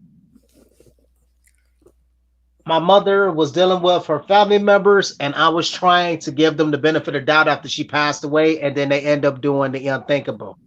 Instead of asking me for some of the food that was in this house, they decided to take it. Then it was going to try to take some of the freezers without my knowledge, and they expected me to go home when I should have. When I didn't, I went back to my mother's house to see who was in there. So I know not to deal with those people ever again in my life. Food. Yep. I mean, you could at The least ask unthinkable. first You said the unthinkable. Now, the unthinkable. And they took the food. without Man, even asking. I can see if they asked me first, but they did not. It's basically like I didn't exist. So as far as I'm concerned, I don't care what happens to them. wow. I mean, wow. The like, I don't. I mean, I don't. I'm sorry about your mother, man. I'm sorry your mother passed. How long? How long ago was that? This was back in 2019 when she passed, so this was recent. Okay. All right. 2019. All right. Well, just mother. You only get one mother, so. Arsenal God, what's going on? Hi. Yeah, you mentioned about I think the law enforcement or whatever killing people, but because I'm from the UK and the same thing happens. Um, they the, they go crazy when a law and officer, we're the 14-year-old boy that got well, the 14-year-old boy that got killed um, in King's Standing, because I'm in Birmingham, in England, and that was done by some white people, but that extremely rarely happens. But black and black crime is a regular thing, yeah. Um, but you know what I mean, and they, you know what I mean, when the police officer kills um, kill, kill somebody in the community, but the community never deals with or grasps up perpetrators um, of. Okay, so Uh, basically what you're telling me is that black people only get mad when cops kill us and not when black people kill us. Is that what you're saying? yeah, yeah, And that's basically it. you are speaking on the experience of the U.S. and you're from another country, correct? Yes, I'm saying the same thing happens here. Oh, Yeah, the same thing happens. yeah, Oh, yeah, yeah. the same thing So happens. Okay, so yeah, why so don't you? the pro blacks say, oh, they're killing us, and they'll come up with the amount of numbers that the police kill, but then Okay, speaking of, so yeah, I get that. So make sure when you say stuff like that to speak in the context of where you're from. Our okay, experience is different over here. I'm going to tell you this, and I've witnessed this firsthand. Whenever someone, whenever something that happens when a black man, not well, that's a black guy kills another black guy, then there is an outcry in the various communities where that happens. It's not like they're just not sitting around saying nothing.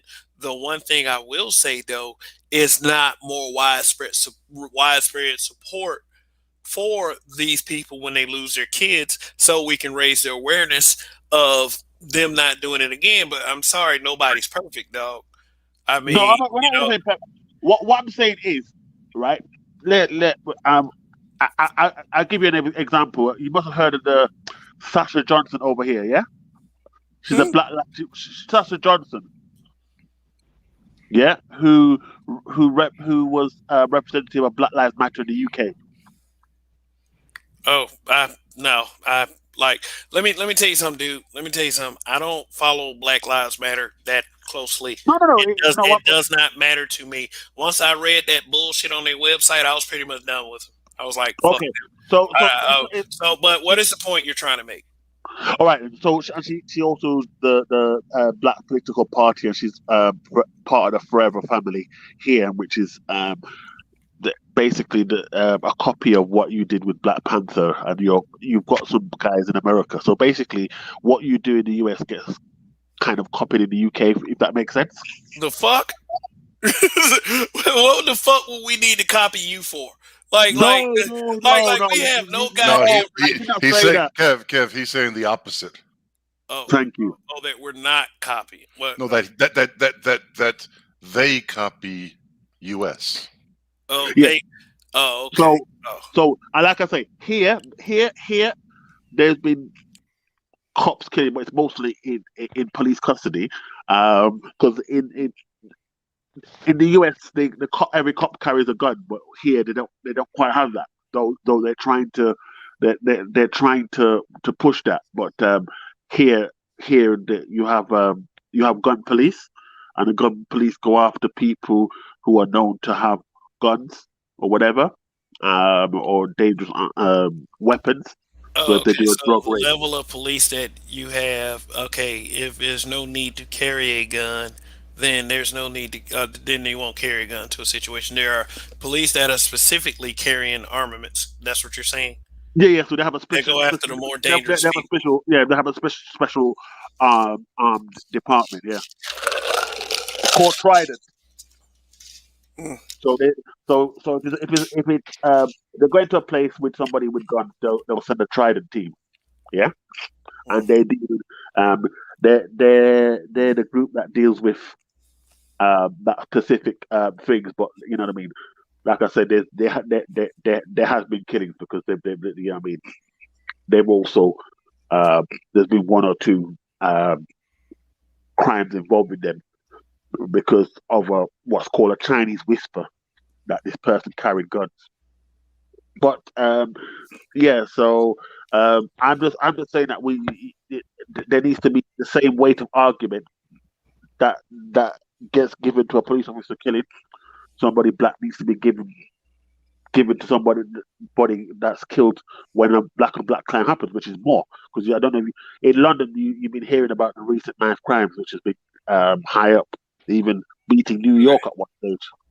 All right, okay. But here's the thing: when you were here before, I said this, and I would say it again.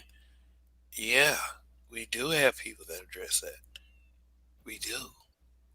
In fact, we have some people around here be on some butter biscuit shit and actually try to say, I mean, try to make the point like, people can't write laws that are in favor of them just to make excuses for people like that.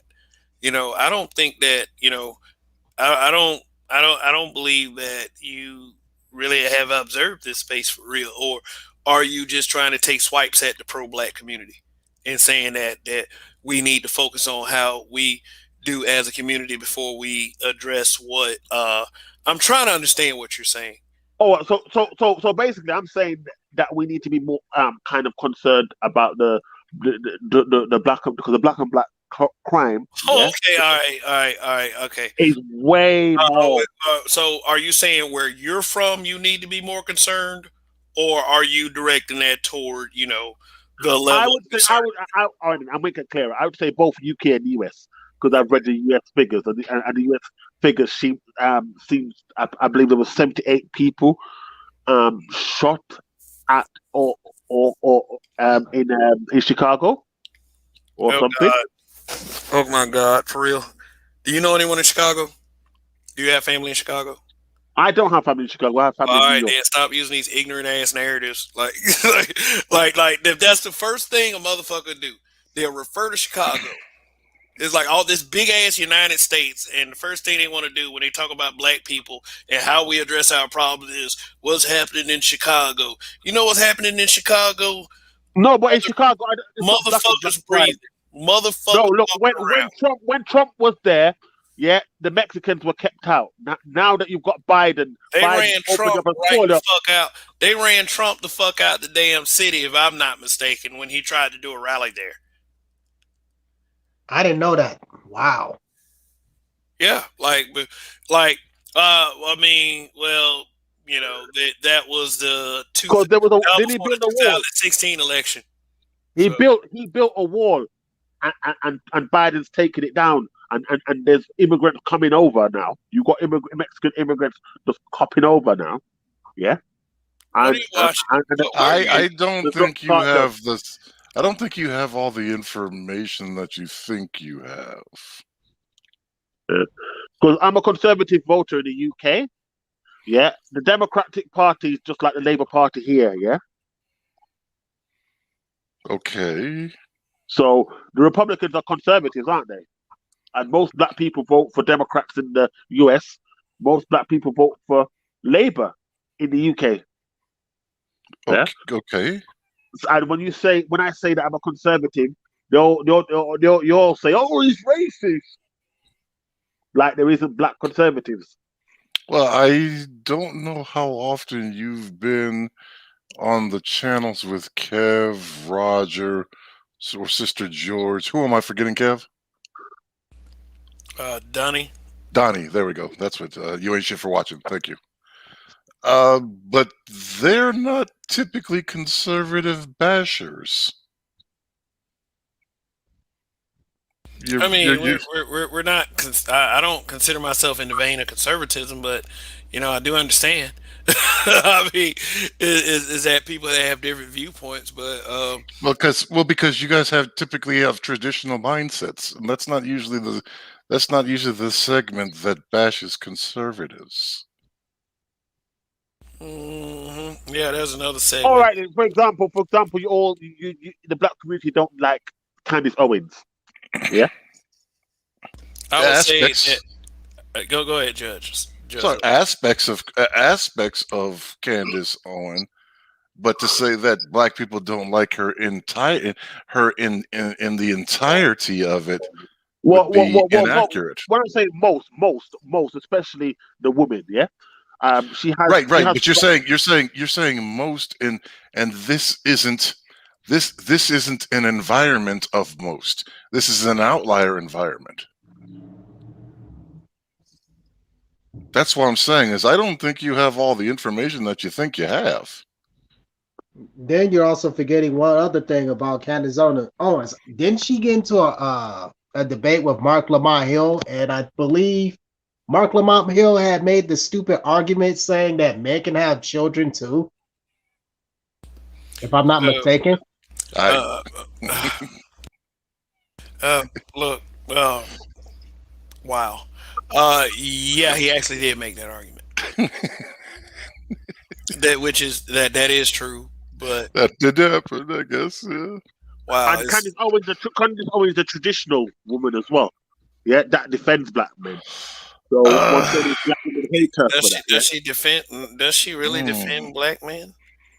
Yeah, that's like it. The statements that you're making, I get it. As somebody who considers himself a bit of an Anglophile, right? I've watched a lot of programming coming from BBC and UK. Yeah. But I wouldn't presume to speak on the politics of the Tories or the Tories or the Labour Party or anything like that, because I understand specifically that I don't have enough of a frame of reference. Well, Candace Owens came over to the UK and she did unbeknown to me, she did a thing that lasted and Piers Morgan, right, came over to the US.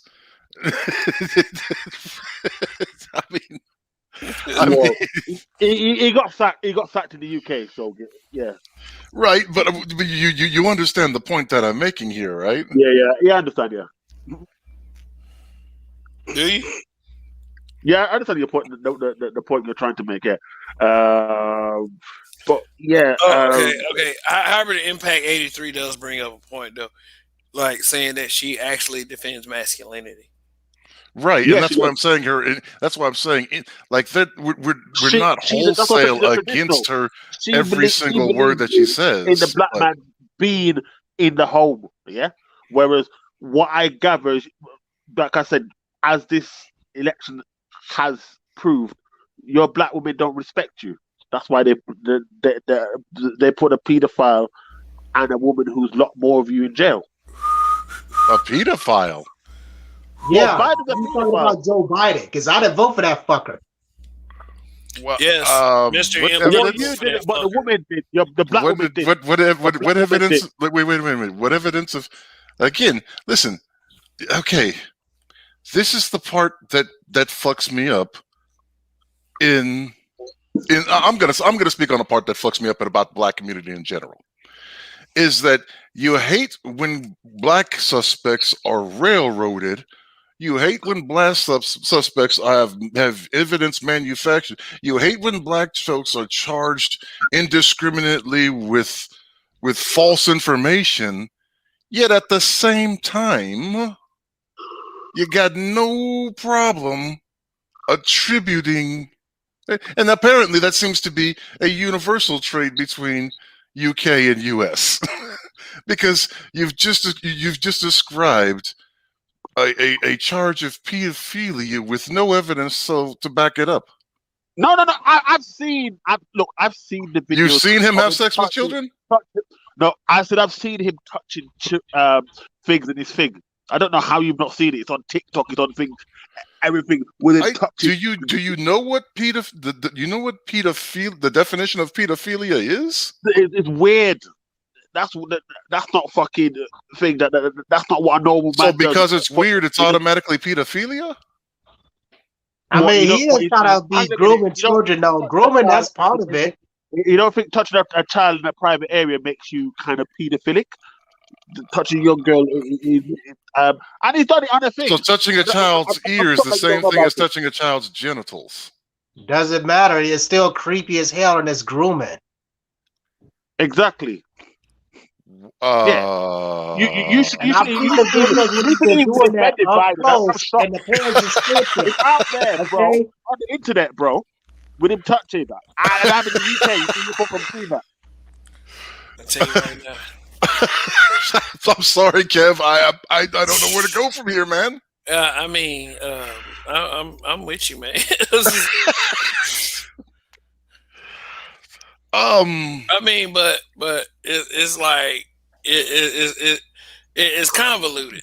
What he's saying is extremely convoluted. It's like he's trying to jumble all the talking points used to shame black folks into silence for our plight in America. He's regurgitating that and then trying to make it commonplace for what goes on in the UK, which that's what the fuck he need to be sticking to, as far as I'm concerned.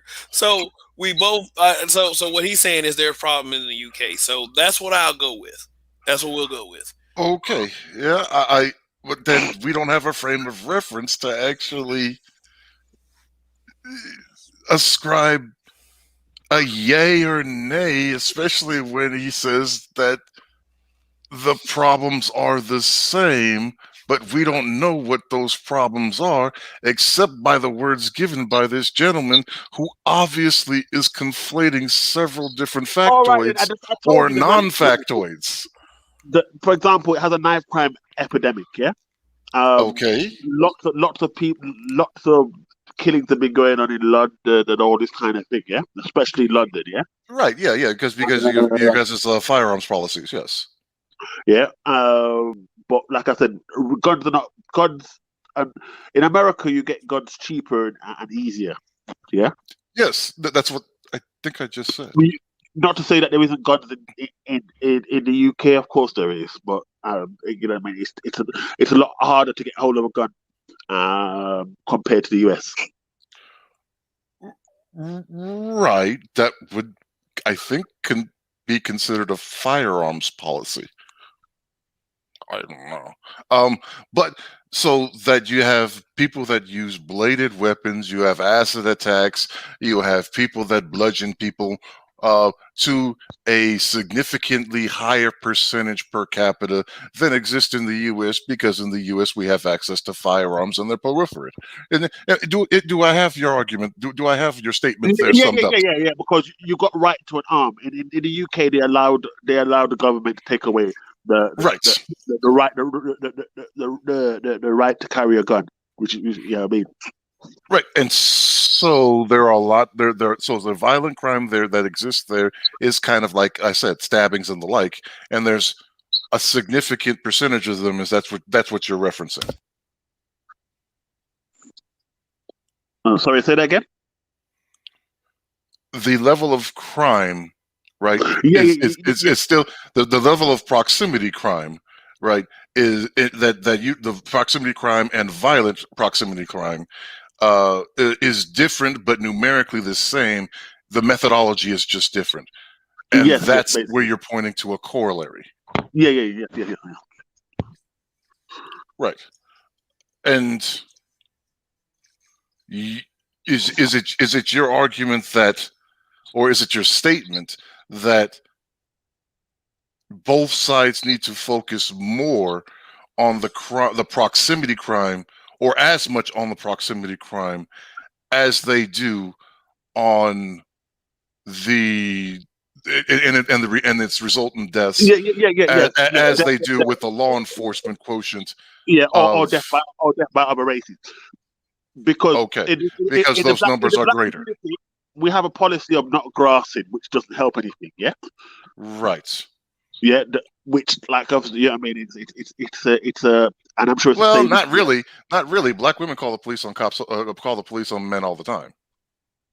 Yeah, they call they call the police on men when they're in fear of danger or something, or when they're not getting the money that they think that they want to get, or whatever, or they're refusing to let a father see his child, so that they'll call 911. Right. So it's not a wholesale no grassing policy, right? It's not a wholesale no grassing policy. I'm talking about when a black on black crime happens. Yeah.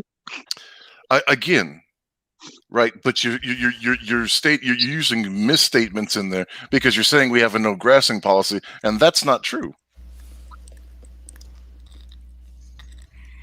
Black women are more than willing to call it if it's in a black woman's best interests. She will notify the law. If she believes Yep. it's in her, she will notify law. Whether it's domestic violence, whether she thinks that she may be in danger of going into prison, whether or he cheats on her with another one, like she's got no problem utilizing law enforcement against black men. So it's not a wholesale. Yeah, but that's only used where she is in danger. I'm talking about another black boy killing another black boy, for example. Yeah, and Is that? Well, let me cut you off right there. Is that the goddamn point you're trying to make? Like we don't give a fuck that black dudes kill other black dudes. Essentially, yes. Huh? Yes. Like we only pipe when the look. First of all, I'm about to tell you right now. I don't think that any racist should get away with doing anything to any black person. I don't care if a million black dudes kill another million black dudes. That is a problem that we do address. We address it in ways such as, hey, you know what? We need to raise our children better, so it does not lead to them getting a gun in their hand and thinking it's an idea to shoot and kill someone. So you're off, dude. Like you are way off, and I don't even know why he came up here with that shit anyway. I'm not certain myself, I'm waiting for him to flesh it out. But it seems that he may be nervous. I don't know. No, well, for me, like I said, I'm talking about what the black community needs to invest in crypto. That's my thing. They need to invest in crypto.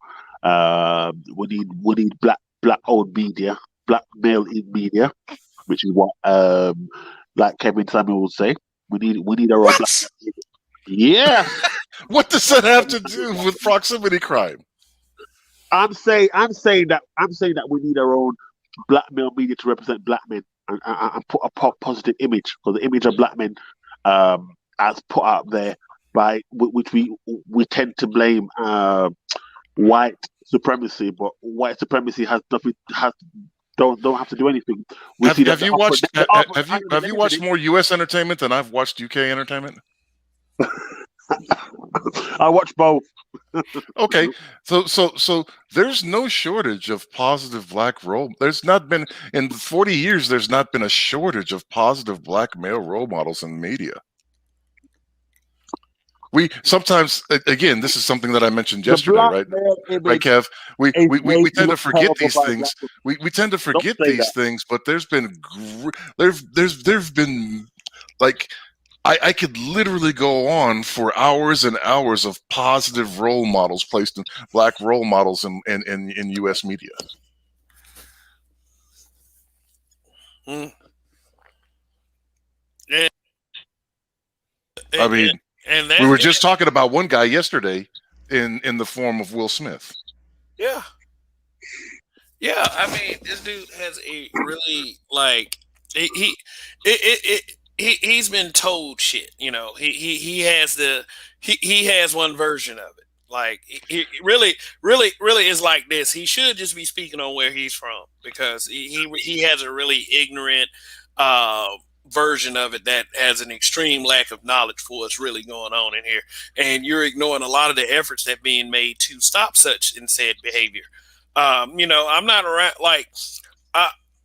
around here always complaining about cops and blaming racism on certain things that's going on in our community, but I'd be damned if we ignore that shit and then act like it doesn't exist just to pacify motherfuckers. You know, that shit is out the fucking window. You know why? Because we haven't dealt with it properly yet, and it's still affecting us. Are you trying to say to me? Bullshit. No, bro. Are you trying to say to me that black men are not seen as gangsters, rappers, and flipping on all these things? That's not what's shown in the media, right? But that's not the exclusive.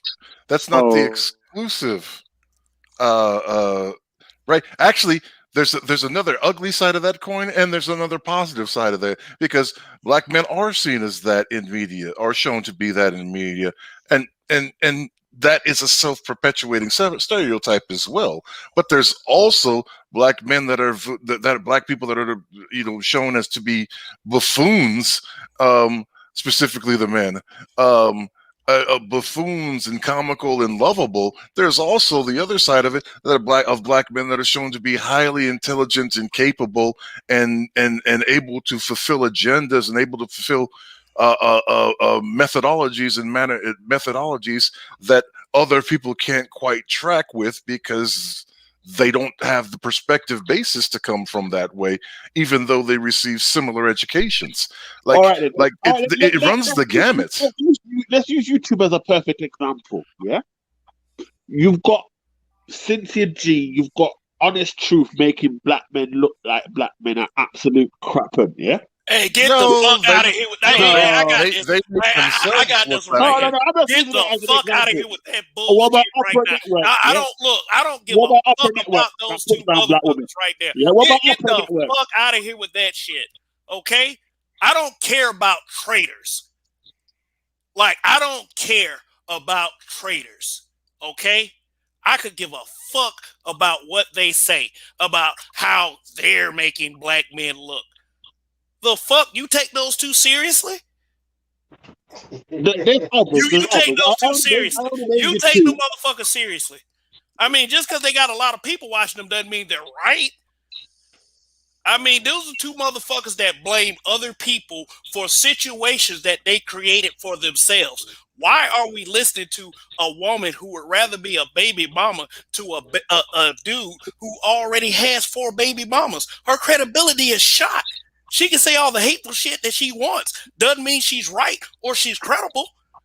And she volunteered for her child to be a bastard. I agree with you. She volunteered that, knowing full well exactly what that entails. But no. Why should I give a damn about Honest Truth or Cynthia G? Like, seriously, you want to go ahead and pacify the motherfuckers? Hey, guys, hey, we real sorry you don't think better of us. Fuck them motherfuckers. Like, dude, like, I don't care. I shouldn't even be getting this emotional about that. But you're talking about, they're making black men look bad. Fuck them. Okay? With 2 dicks. I don't give a fuck. Like, damn, y'all care too much about what these bitches think. Like, oh my God, if they keep going, like, what? You think they're right? Arson of God, you think they're right? I don't think they're right. I think they're wrong. I've been on black men on Honest Truth and other platforms. Your words was, and please stop advertising that fucker as of right now. Your words were, they're making black men look bad. And are you over here to advertise no motherfuckers on this program? I'm not advertising. I'm gonna be on record as even say this. I'm not advertising them. Dude, you can be an Eddie Murphy fan at this point. It's like, I don't care. You can be a fan of God at this point. Like, dude, it doesn't matter. The fact of the matter is, you bring up 2 of the most hateful motherfuckers toward black men on this program. And you know, it's like you guys watching right now, you can make Oprah Winfrey has made billions slating black men and making black men look good. All right, guys. Let me ask you this, Arsenal God. I got to ask you this. Now, this is a curiosity to me, and I think Kev is leaning a little bit this way too. If I'm not, I apologize for attributing it to you, Kev. But are there like no black people in the UK that you can talk to that talk about this stuff? Like, because it seems odd to me that the percentage base of UK folks that come through, and I'm not saying good, bad, or indifferent, that come through to speak as you do, and not all of them do, but as you do, as if you have an understanding of what goes on over here, when you don't. It's obvious and evident that you don't. Either that or you're not articulating it well. So my question is, if the problems that exist over here in the US mirror the problems that exist in the UK, why wouldn't is there like nobody talking about that stuff over there that's black on YouTube?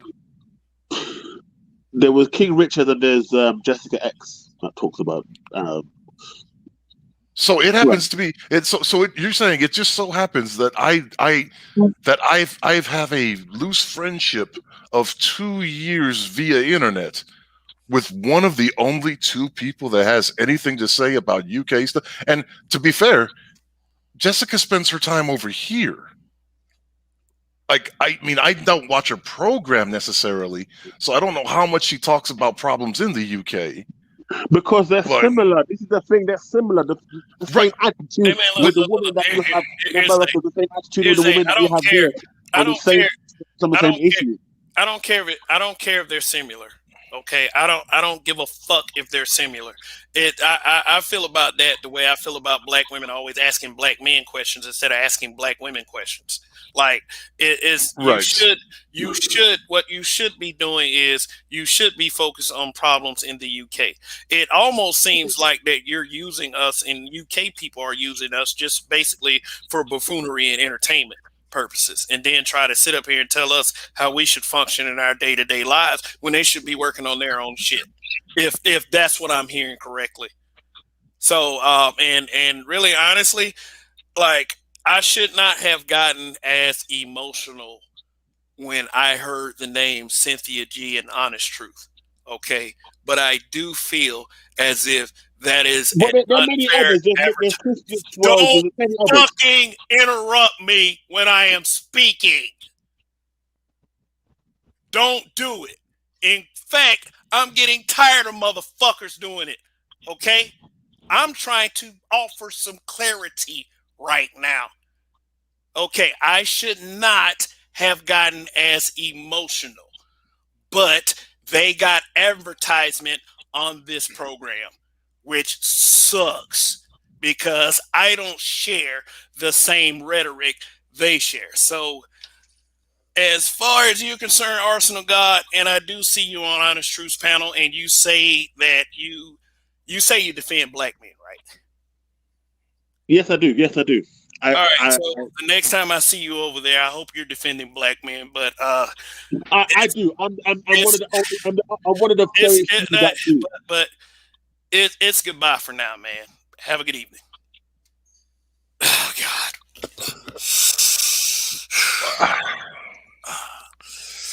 God. Good evening. You might as well leave the back studio. I'm not letting you back up. All right. Shit.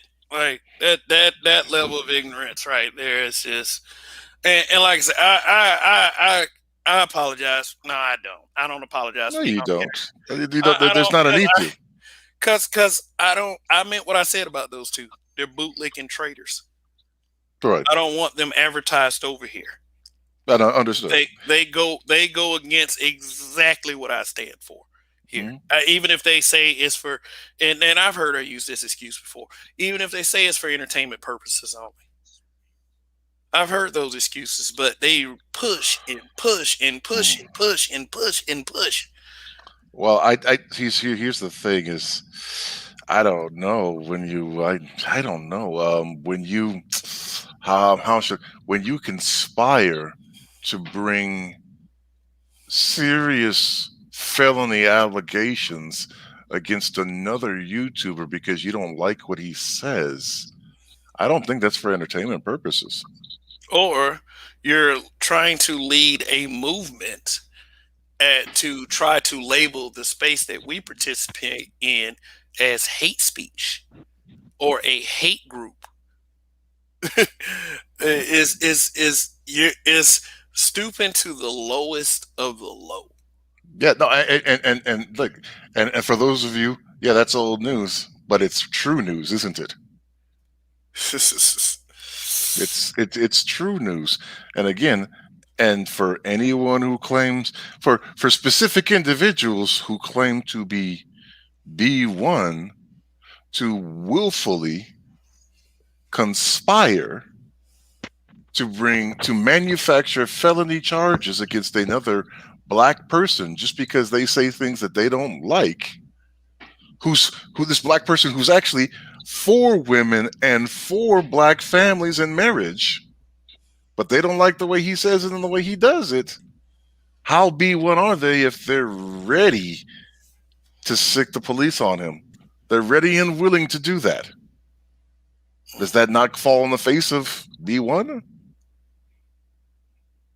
It should, but there's all number one. There's always the gaslight. Number two, they're trying to convince you that they love black people. Well, and again, when he brought up the wholesale thing, when he brought up the wholesale no grassing policy, that's why I had to. No, there's not a wholesale no grass. No, no, no, no, no. Women will use that as many and whenever they feel like it. No, Women will call the police whenever they feel like it. I mean, yeah, and it's like these motherfuckers. Like, I'm not trying to, and that's what pisses me off so bad about the people like that. I'm not trying to kill their freedom of speech. I'm not trying to stoop to the tactics that they use. But they're going to use those tactics anyway. Mm-hmm. And it's like, oh, what do you do? At that point, it's like, is the goal for those guys peace? Is it peace or is it war? What exactly is the end game? Do you want black men to shut up? Yes. And yes. I mean, and even if all black men went away, if the black manosphere went away, they'll be talking the same fucking shit. They exist with the rhetoric that black men started talking shit first, when there's literally 50, 55, 60 years of documented tape. It's taped. And then if old boy really cared about defending black men, why are you bringing up black on black crime like we haven't heard this on Fox News 800 fucking times? Black on black crime, Chicago. Come on, guys. Why call out the police? Like, fuck them motherfuckers. Like at least when like I said, this is what I can say. At least when Jessica says it, she'd be. And I'm making this up. This is again, none of this is actual factual. What I'm making up. I'm just giving an example. An example. Like well, yeah, we have that same type of problem over here in Hampshire. You know what I'm saying? There's a similar problem to that over here in Hampshire. And when it happens over here, this is what happens. And this is what she won't go back and say, and yes, exactly. Hampshire is exactly like Chicago. And Chicago is horrible. And Chicago is this. And Chicago is that. And like, no, wait. Maybe you should probably talk about Hampshire or the Chicago where you really actually don't know anything about what you're talking about. Like Mexicans in Chicago? Yes, there are Mexicans in Chicago, but that's in Illinois. But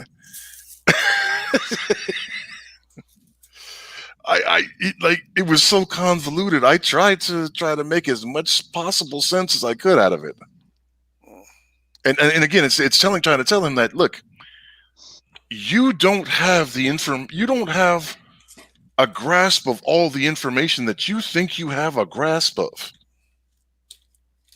Any more than I can speak about the problems of Greece.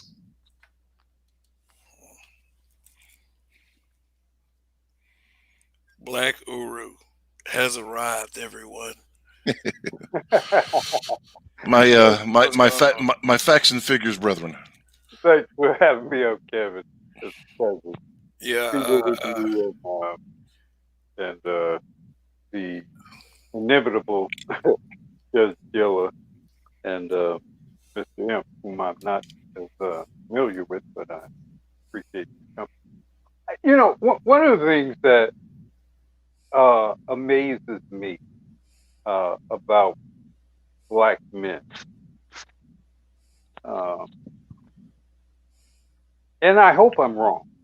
I have hoped that I've been wrong for some time now, but I regret I've yet to witness being proven wrong. You guys expect these people to fight fair. You expect them to be earnest. You expect to play a game under a certain set of stated, mutually acceptable rules and regulations and etiquette. And your opposition has no need for any of that. Now they will compel upon you to observe some rules and decency and etiquette and morality, protocols of engagement. They will definitely expect that of you, especially if you're a black man, because of course, as a black man, you're supposed to be the most honorable of all people, male and female. I mean, they rely on you being that way. They have relied on you being that way. ADOS men do not realize how decent we are in comparison to all other demographics of people on this planet. And I'm not saying that to, obviously I'm an ADOS man, so it would appear to be self-congratulatory. But that's not my intent at all. I mean, I have been observant enough and have lived long enough to see how other people, and I'm not even just talking about white people. I'm talking about like black people who are not ADOS people. They don't play by the same rules that we play by of fairness, equality, decency. No one expects the fairness and expects to observe and practice the level of fairness that ADOS men expect to practice and observe. Nobody else on this planet. Certainly not when engaged in interaction with people outside of their peer group. All other people, they understand that when they're in an engagement with people outside of their peer group, that they're not necessarily trying to play fair. They understand that, there's an expectation of an exertion of force and leverage on both sides to the degree to which at some point all parties involved must then be forced to observe some mutually agreed upon rules of engagement. Geneva Convention, etc. That's most famously described. But we operate under some implied, very honorable, very idealistic views of decency and fairness that nobody else operates on. Nobody else, including and especially our own women. Especially our own women. They will hold you to every possible rule of decency, of order, of Christian, behavior and practice. They will hold you to all of that, and they will summarily act direct in contravention to all of that shit when it suits their purpose.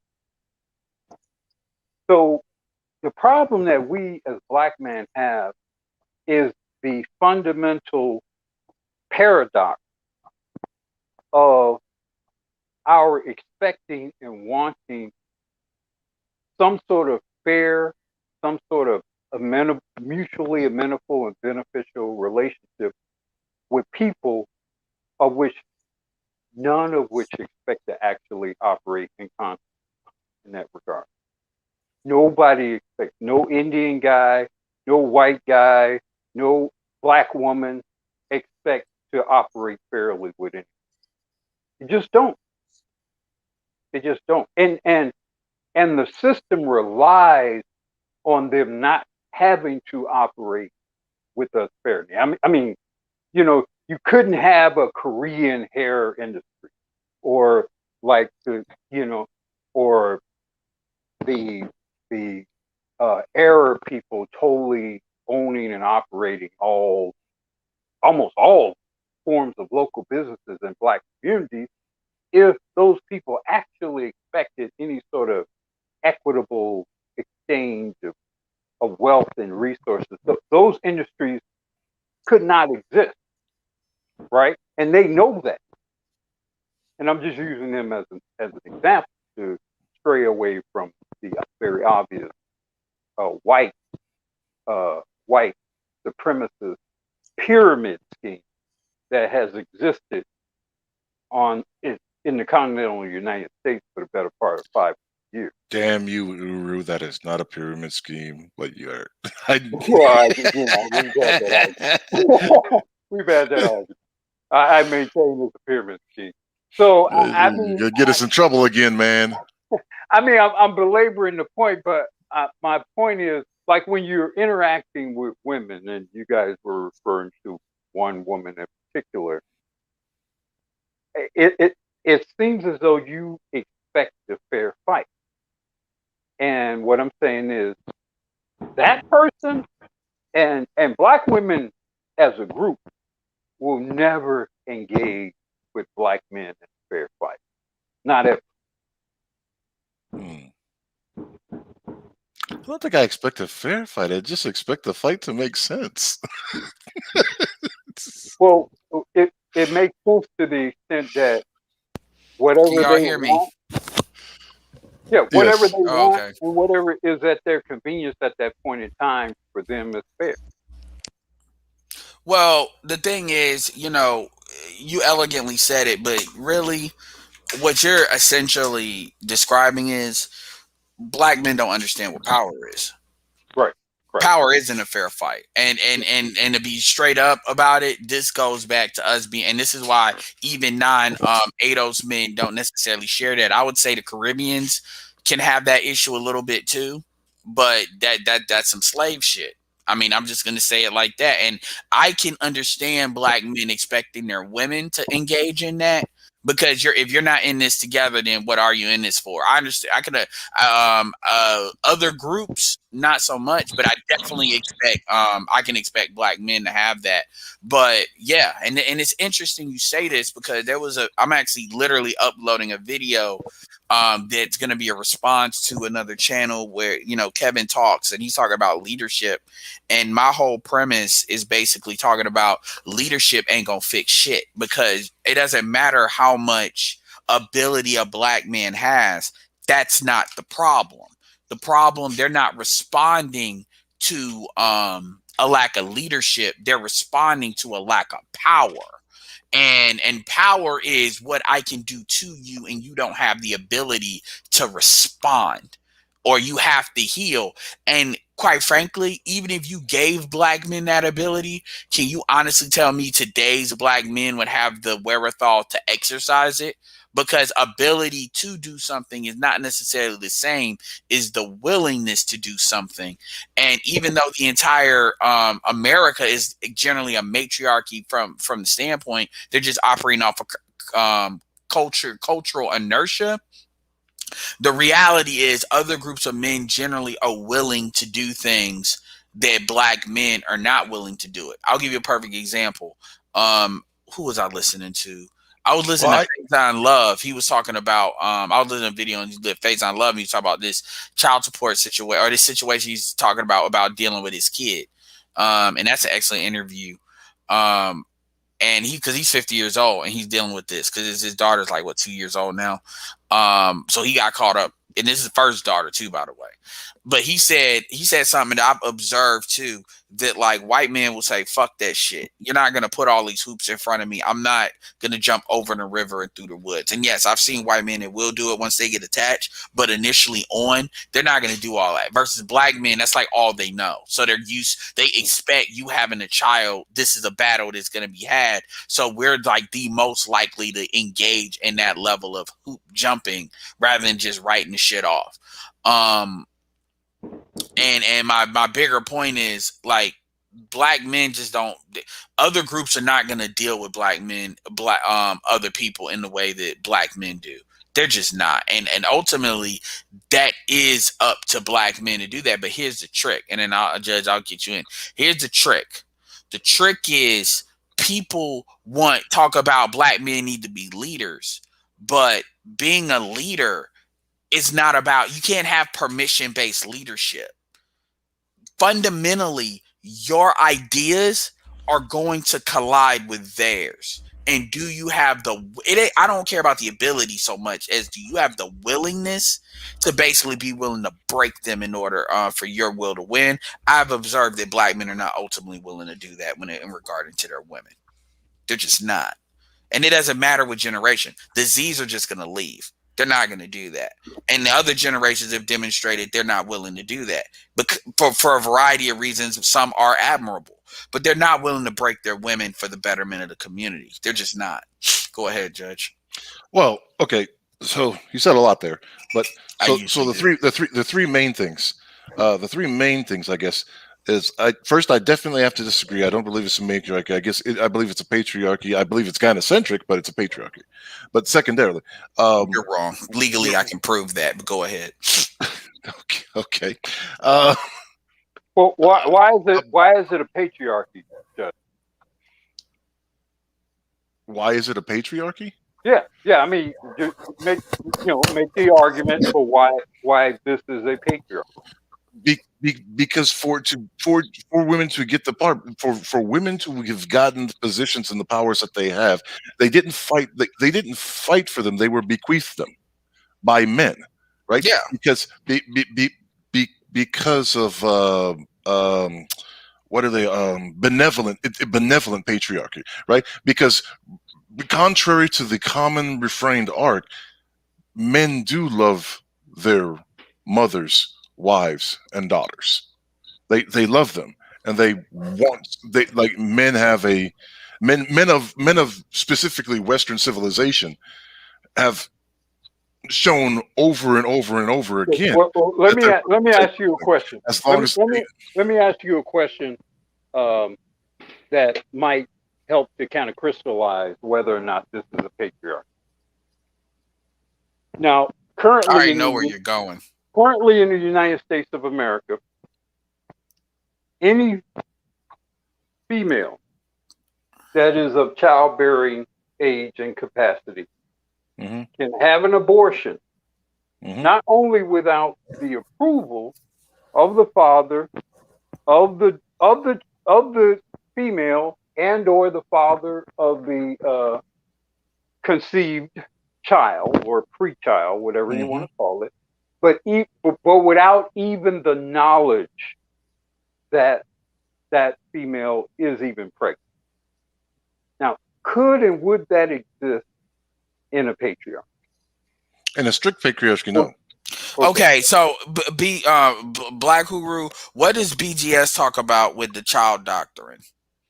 As far as where the child goes, yeah, I mean, that's even before if the tender years doctrine, where the default goes with the mother unless proven otherwise. And here's another thing too: matriarchies are still controlled by men.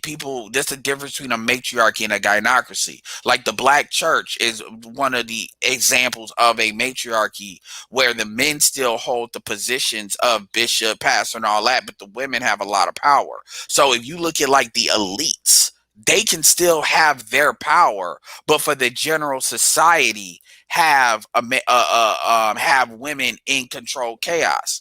That's why women, when you get to a certain level, like things like divorce and shit doesn't matter because there's just so much money moving around. It just doesn't matter. So that's the beauty of it. So if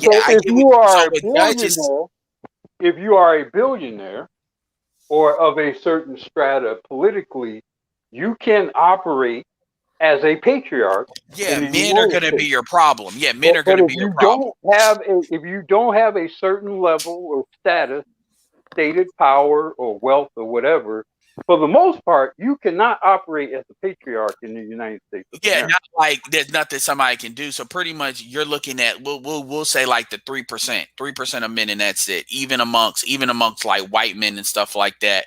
And then at that point, it's pretty much what that woman is going to do. You would assume is for her what she will understand her own long term and medium term best interest, but like in the Black community, not so much. But that's why because I had this conversation with BGS and that's where all this stuff got explained, and that's why because BGS is one of the main ones talking about like America in general is a is a matriarchy, and that's why that tender years doctrine is the main reason why that is. And then when you compare patriarchies to stuff that's like the defining thing, right?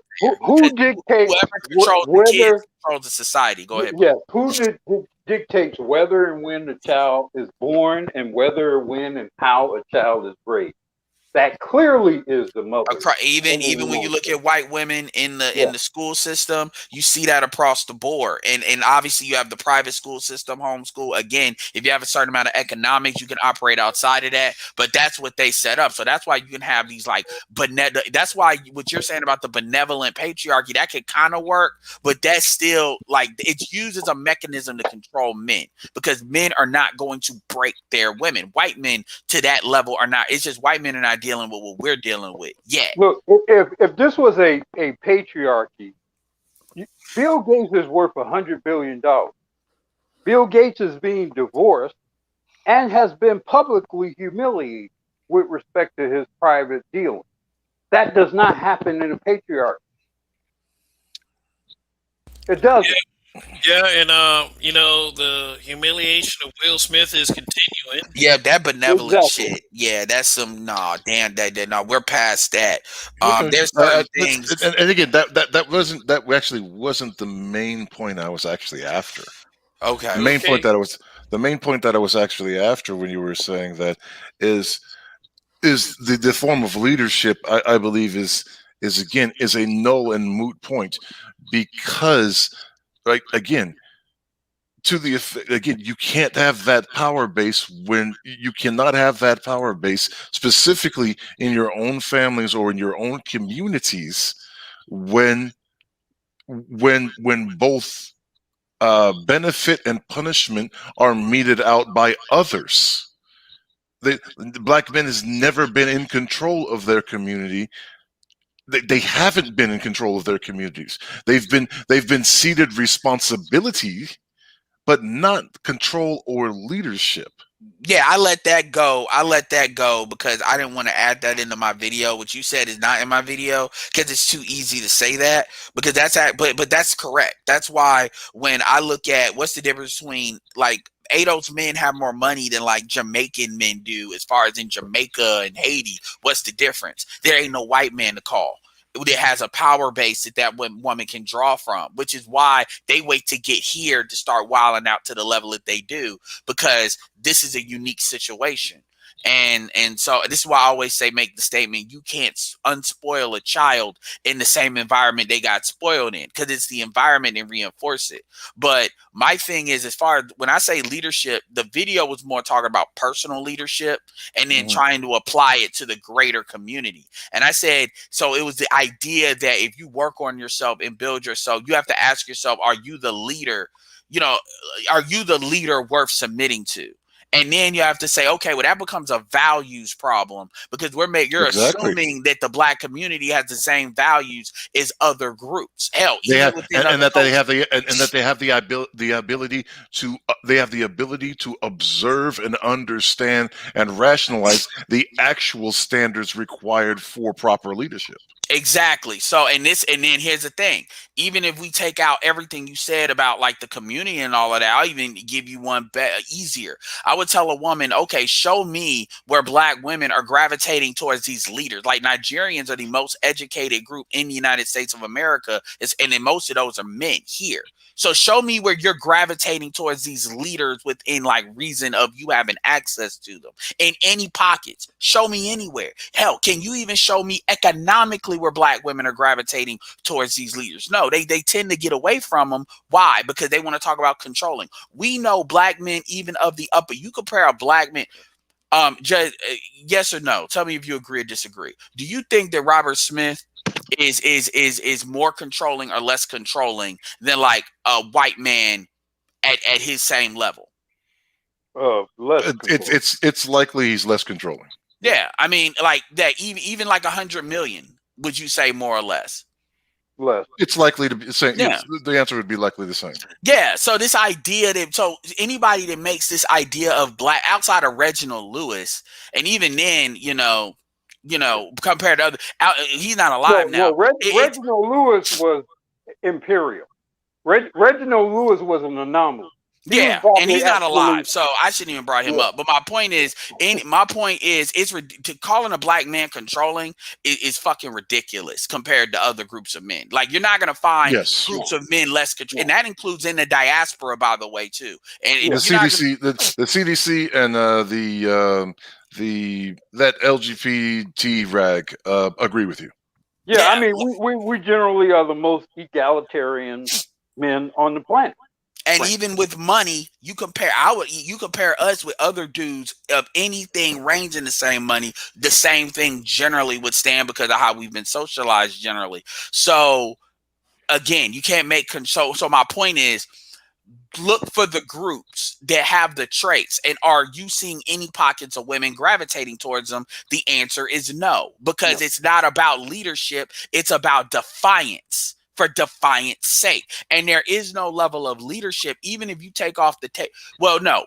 If you take what Judge Zilla is saying and you say, okay, all these qualities, at the end of the day, without what Judge Zilla is saying about the power to punish, it's irrelevant. And that's why when people say that in the context of the United States, it's wrong. And that if you're talking about a guy having leadership qualities for a woman to cooperate or submit, and we're not talking about race, we're not talking about community, okay, that stands. And nobody in a manosphere disagrees with that. But in the context of creating a black community with black families, because SYSBM talks about that leadership shit all the time as far as you need to increase your ability to do shit, to have options. But that's not within the context of a black community. You cannot get around the fact that the women ultimately are going to have to decide to be a certain way. And then black men are going to have to trust and observe that they're doing that.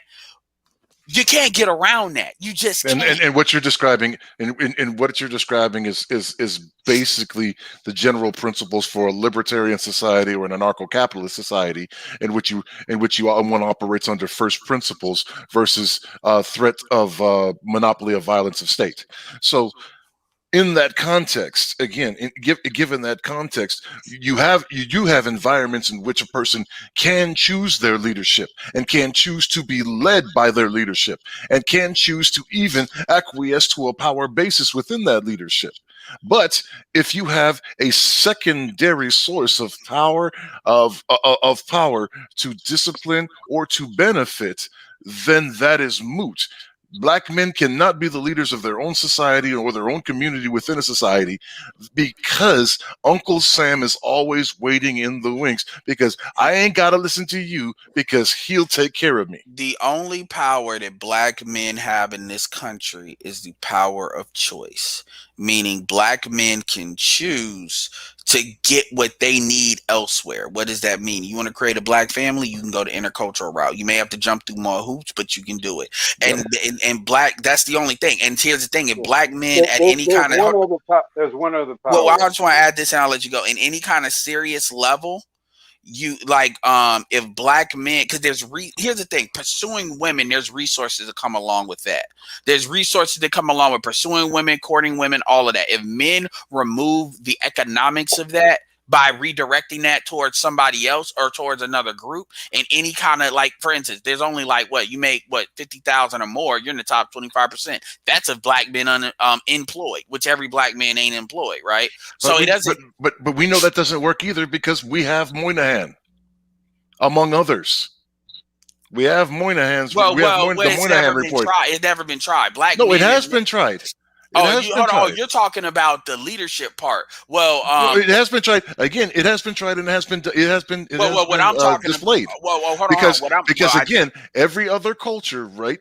Boiling it down, every other culture who was on welfare, right? Because everybody who came in here into this country, right? Every immigrant class that came in here into this country, since there was a social safety net of any kind, or a charity safety net of any kind, they were in those lower levels. They were in the ghettos. They were dregs of society, right? As their men gained more employment, they reduced their amount of reliance upon welfare. The only people that hasn't worked that way for are the African American ADOS community. And so, given that that's the case, you will never turn the tide on this. Yeah, because even if you exercise your choice to not participate, she is going to double down with Uncle Sam. Yeah, so I thought that's where you were going with that. Yeah, what I'm talking about is the power of men leaving. and the power of loss, and then they really see that, and you're not going to really see that until it starts with disease, and then and because even like when you look at Kevin, these women, he even said it, oh, but these women are coming because necessity for money. That's not good enough. That's not good enough to say, well, you're just here, because that's not really leadership. That's necessity. That's the shit we dealt with during Jim Crow. And you saw when this goes back to what you said, Zilla, when civil rights started to get implemented, that's when the Monahan stuff started to happen too. What happened? They did what you did. So who's to say that that's not going to happen again if the situation changes? And it's not. And so this is why I ask people when they talk about marriage, they want to talk about, oh, well, you're being negative on it. Okay, well, answer me this: is it better to have been married and divorced, or is it better to have never been married at all? Nobody wants to answer that fucking question. Like, these are people that believe that for some reason, well, I mean, like, a dude that's ain't shit. There's a pretty obvious answer to that question. Well. My point is the fact they want to answer. The fact they won't answer it screams loudly, because the way these motherfuckers are saying is divorce ain't that bad. Okay. The way like you got, well, the way they make it sound like that's an acceptable risk. It's kind of like saying, well, I don't want to go to war. Well, because I don't want to get shot. All right, let's give you some body armor.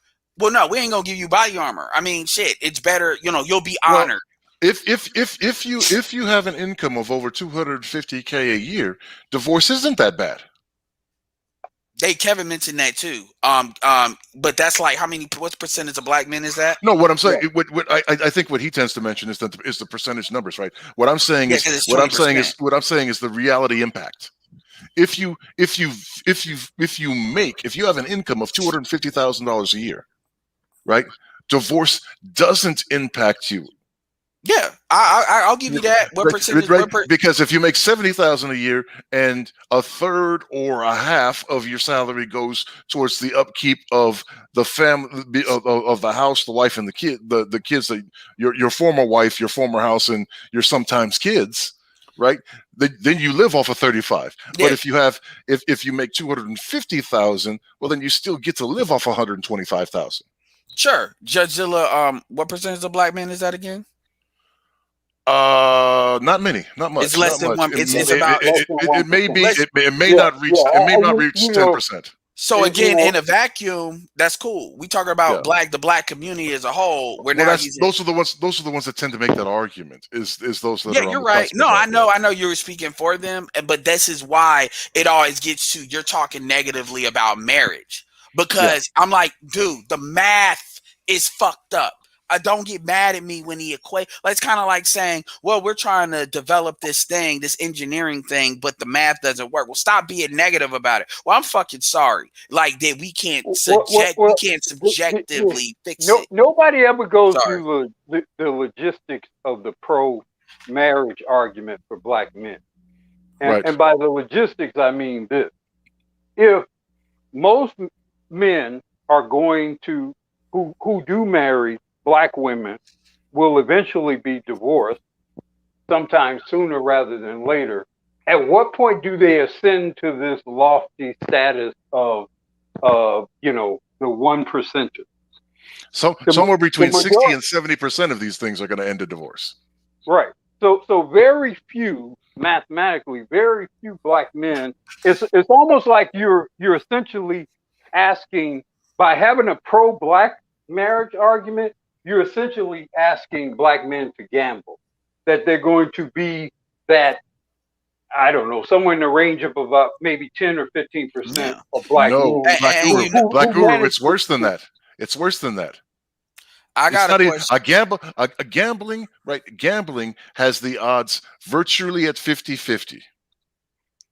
Gambling has the odds at 50-50. So we can say lottery. You're essentially asking black men to play the lottery. And I got a question for you all, because this is interesting. I don't want to turn this into I got a question. Have y'all heard the Don Cheadle story? No. There's a lot of Don Cheadle stories. Well, Don Cheadle is marrying his girlfriend of 28 years. He made that bitch wait 28 years. Why is he getting married at all? I mean, what's the point? I don't know. But what I've been told is you don't get married until after you retire, after like your best years are behind you, and that's That basically. does make sense. Yes.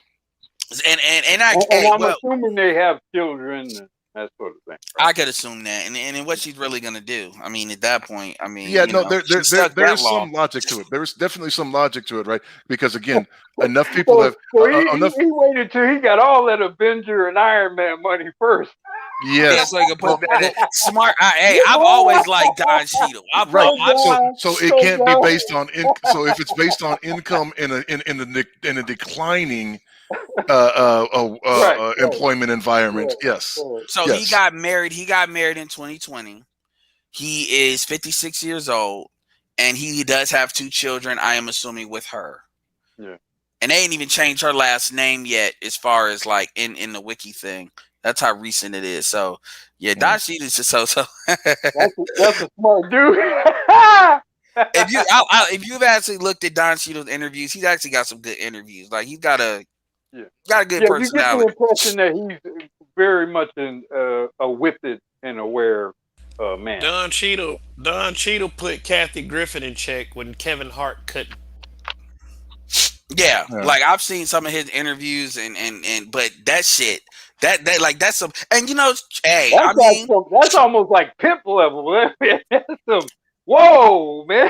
and to be fair, and here's the thing, to be fair, looking at his, like, who is his wife now, you gotta really think about that. Like, it's not like he, it ain't like he was dating. They probably were like cohabitating and probably, common law. But, if you wanted to try to play that game, but she had the kids. It's like, look, when it comes to that, I don't know what his motivations behind it was, but he was probably doing what he needed to do as far as somebody that has that money. Like they probably was, husband and wife anyway. But that's just interesting because you don't really have a blatant example of that, of a dude getting married after the fact. And they said he was with her for 28 years. He's 56, so that would be yeah, it's man, like I'm showing him.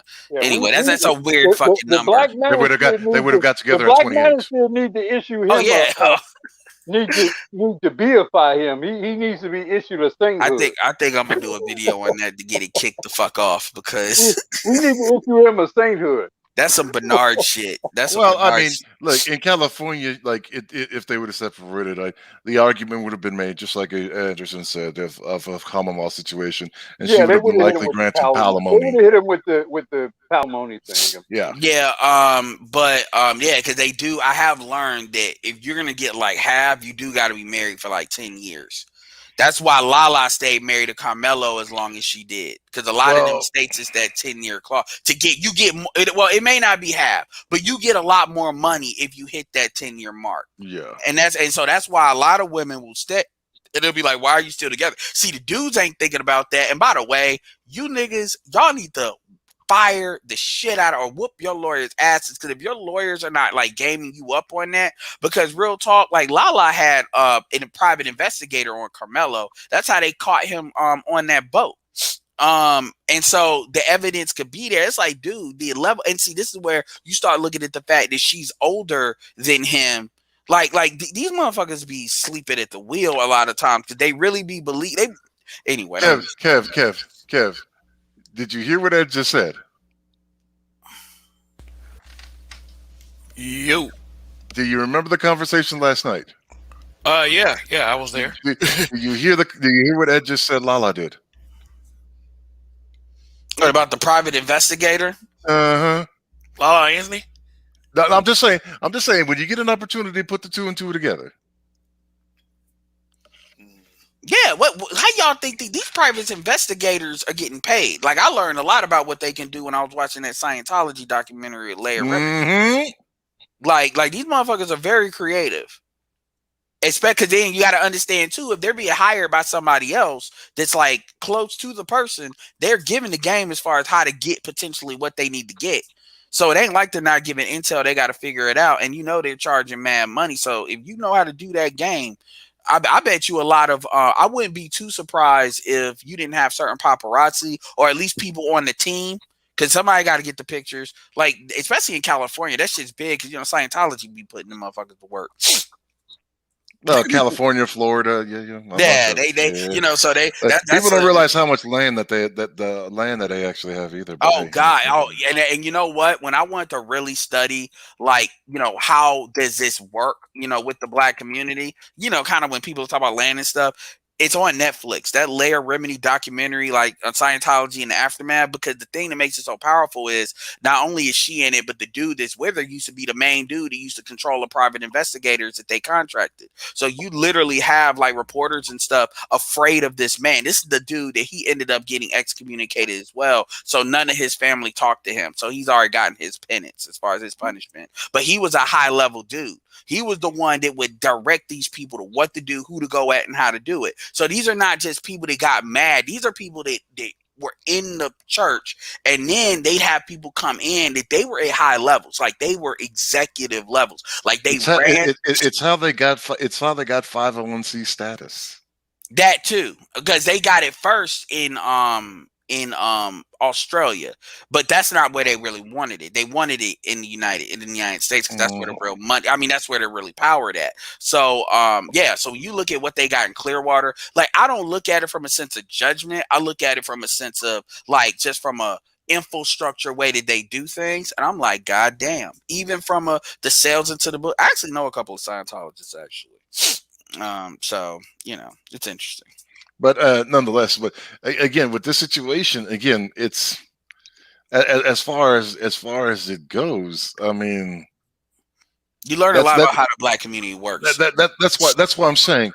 That's why I'm saying. For me, the confluence is when I hear, and no offense to all of you who think it can be salvaged. I just have to disagree categorically, considering when you consider these cycles and you consider how this behavior is, when you consider the fourth industrialized the fourth level of industrialization, fourth wave of industrialization, when you consider the implementation of understanding that with that comes the definite implementation of UBI, like there's no way you're getting this shit back under the control. There's no fucking way. Yeah. My thing, the way that I look at this is I look at this because then you got, motherfuckers that get emotional about it. Because I say, look, I'm not against marriage. It's just the problem is you have to understand what these things are, and you need to create counterbalances to them. For example, I talk about breadwinner rights. Man, that can be gender neutral.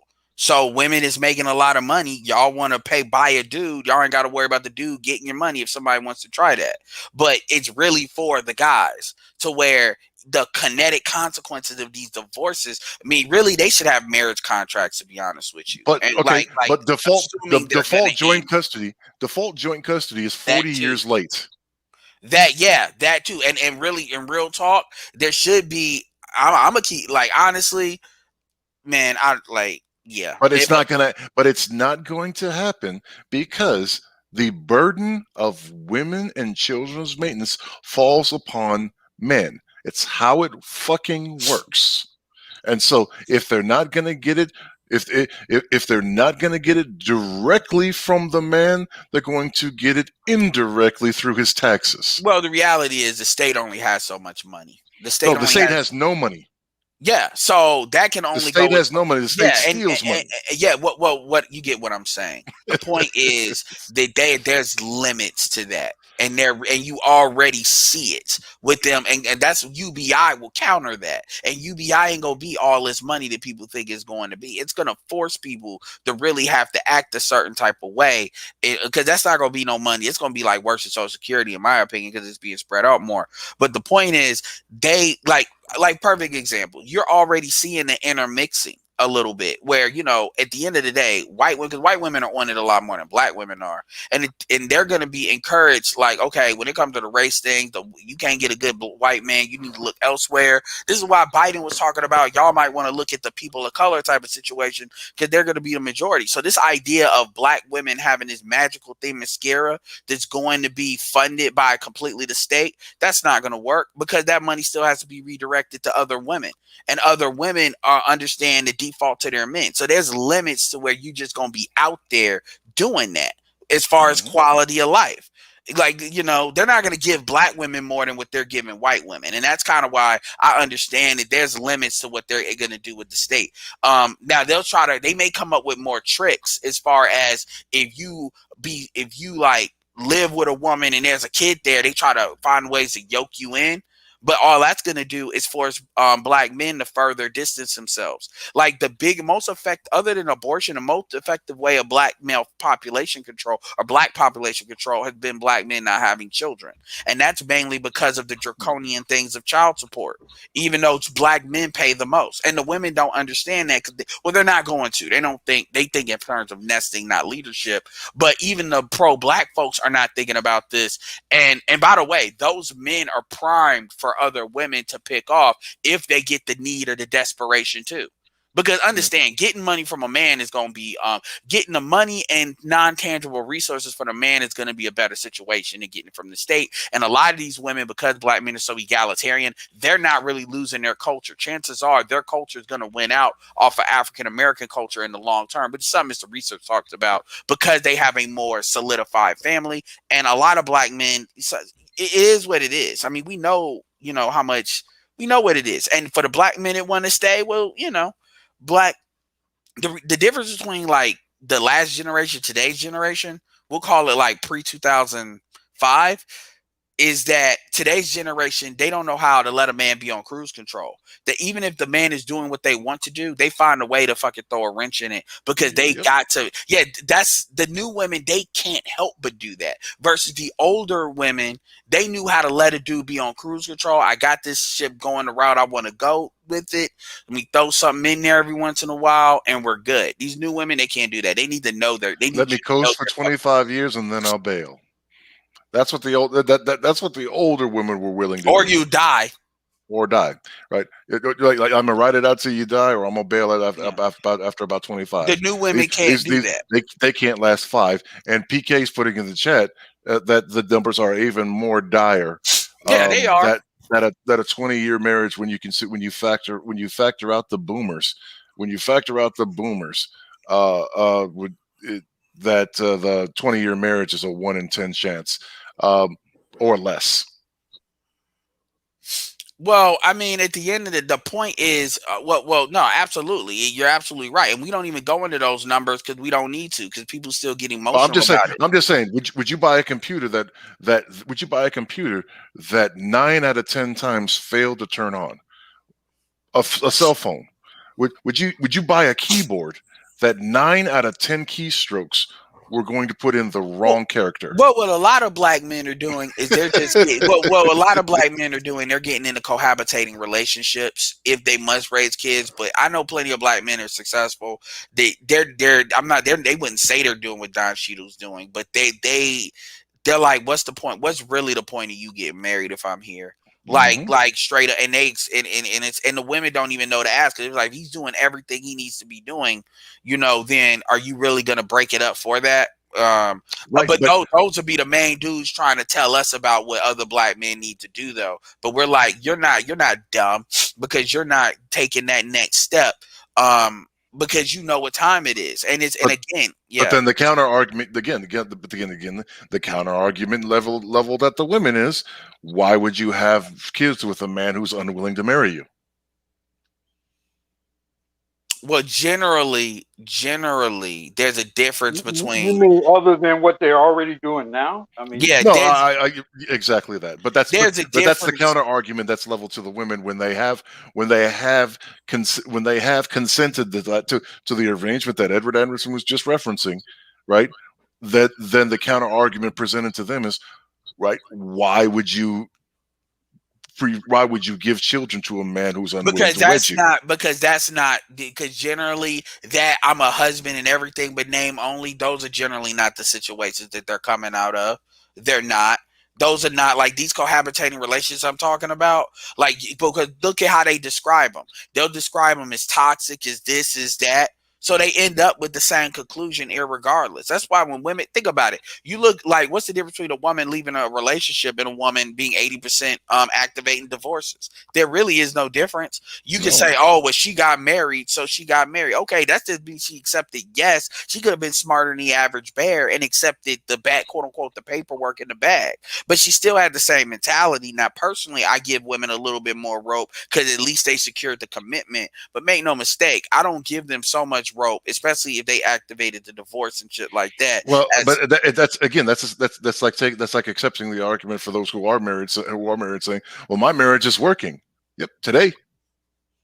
Well, again, what it comes down, what it comes down to with me, and this is why some dudes are talking about, well, you need to marry a woman that makes more than you, because that kind of protects you from some of that shit. But at the same time, there's a respect factor. How many men will be able to marry a woman that earns more than? Not Exactly, many. but this is what the point is they're trying to make it like it's not marriage, it's how you feel about it that's the problem. And I'm like, look, man, yeah, there's laws that can be put in place that can fix a lot of this shit. And again, I always go back to the white woman and conservative, liberal woman, conservative. I've never seen white women give back rights that liberal women got. So at the end of it, actually, that's the Phyllis Schlafly shit. But and the what's it called? That COP movement. Stop taking our privileges. But Black Guru, on what you said earlier, Black Guru, right? Even if they do, right? Even women who do make more money than their husbands still have less of a net worth because of the tendency to be consumers. Yep, that's true. Oh yeah, which is no. I mean, the thing about it is, and then people will say, "Oh, well, you just hate marriage." But look, man, at the individual level, there's a different calculation at the individual level versus at the collective level. What we're talking about is the law of. When you talk about a community, you have to talk about the law of averages. Mm-hmm. You just do, and people like to get around that. Even actually, you're probably better off talking about the median or the mean, but. Well, you get what I'm saying. I understand what you're saying. Yeah, and even if you cut that in half and you try to make it the top of that, the numbers still don't look good. No matter if it's the mean, the average, or whatever, because the women that are higher up are still doing that. Because you can't say, well, 250. Well, that isn't, because even with white people, that's like 5%. That's like 7%. Yeah. That's not, that doesn't work. Nope. So if we're really saying, so that's why I said, look, from an individual standpoint, yeah, these things can make sense because you only need to find one. Like, I'm gonna tell you, I would tell somebody that's the humorous thing. That's the humorous thing in hearing these women on Mr. Samuel's program and on Fresh and Fit and it's like this was it's like the list was disseminated. Like it really is like remember like back in the day before we had social media, but everybody knew to blow on the on the Nintendo cartridge before putting it in when it didn't work the first time. Some of us still had bicycles. We got it right, but you get it right. Like, how did everybody know how to do that? But we didn't have social like that 100K salary requirement. And its ubiquity throughout the community. Oh, you're talking without understanding how many people actually get that, without factoring in how many of those factual people who are in that class above 6 feet. Now you've already dropped yourself down to 3%. Yeah, I mean, because 6 feet is 14%. 6 feet is 14%.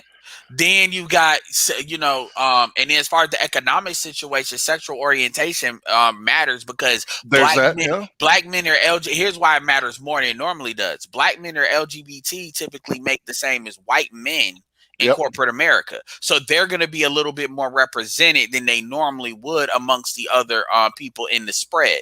So there's no risk. There's usually much less risk, not no risk, but much less risk of their money going towards kids and another woman. Yeah. So the thing is, like, that still cuts into it. And then you've got the look factor, because these women talk about on paper, but the sexual chemistry matters. And it because matters. a lot of basketball players are above 6 feet, but you wouldn't call a lot of them handsome. Yeah, so so this idea, so it's a lot you can throw in, and you can throw in other things too. And then if we talk about, okay, what about the qualified women? Okay, then that equalizes the numbers a little bit more, because obviously weight, STDs, kids already, but it still is like, but then you got to understand there's 2 million more women than there are men. And by the time you start getting to the numbers of where these dudes are making this money, like 35, you see that gap starting to grow. That doesn't really count. That, again, I'll negate that, because women are voluntarily homosexual. How many lesbian couples are comprised of 2 lesbians that have 3 kids and 2 kids? But yet they're still, even the bisexual ones most of them are still in some way dependent on a man. Right. They're not exclusively. They're not exclusively. Well, you're right. I don't even add that. And BGS was already talking about that with even some of his family members. He talk about like that communion as single mothers, which is not going to work ultimately, but is something that they'll do, because they're going to look, man. They're going to try to do. You got some women that's going to find religion, but because one of the arguments was, well, some women are going to do it because they need to, and then some. But honestly, most dudes are not looking for women to do something because they need to, because ultimately you can't really trust that. And trust is like some women are going to do it because they're smart enough to be able to read the tea leaves. Edward, you can't trust it even if they want to do it. Exactly.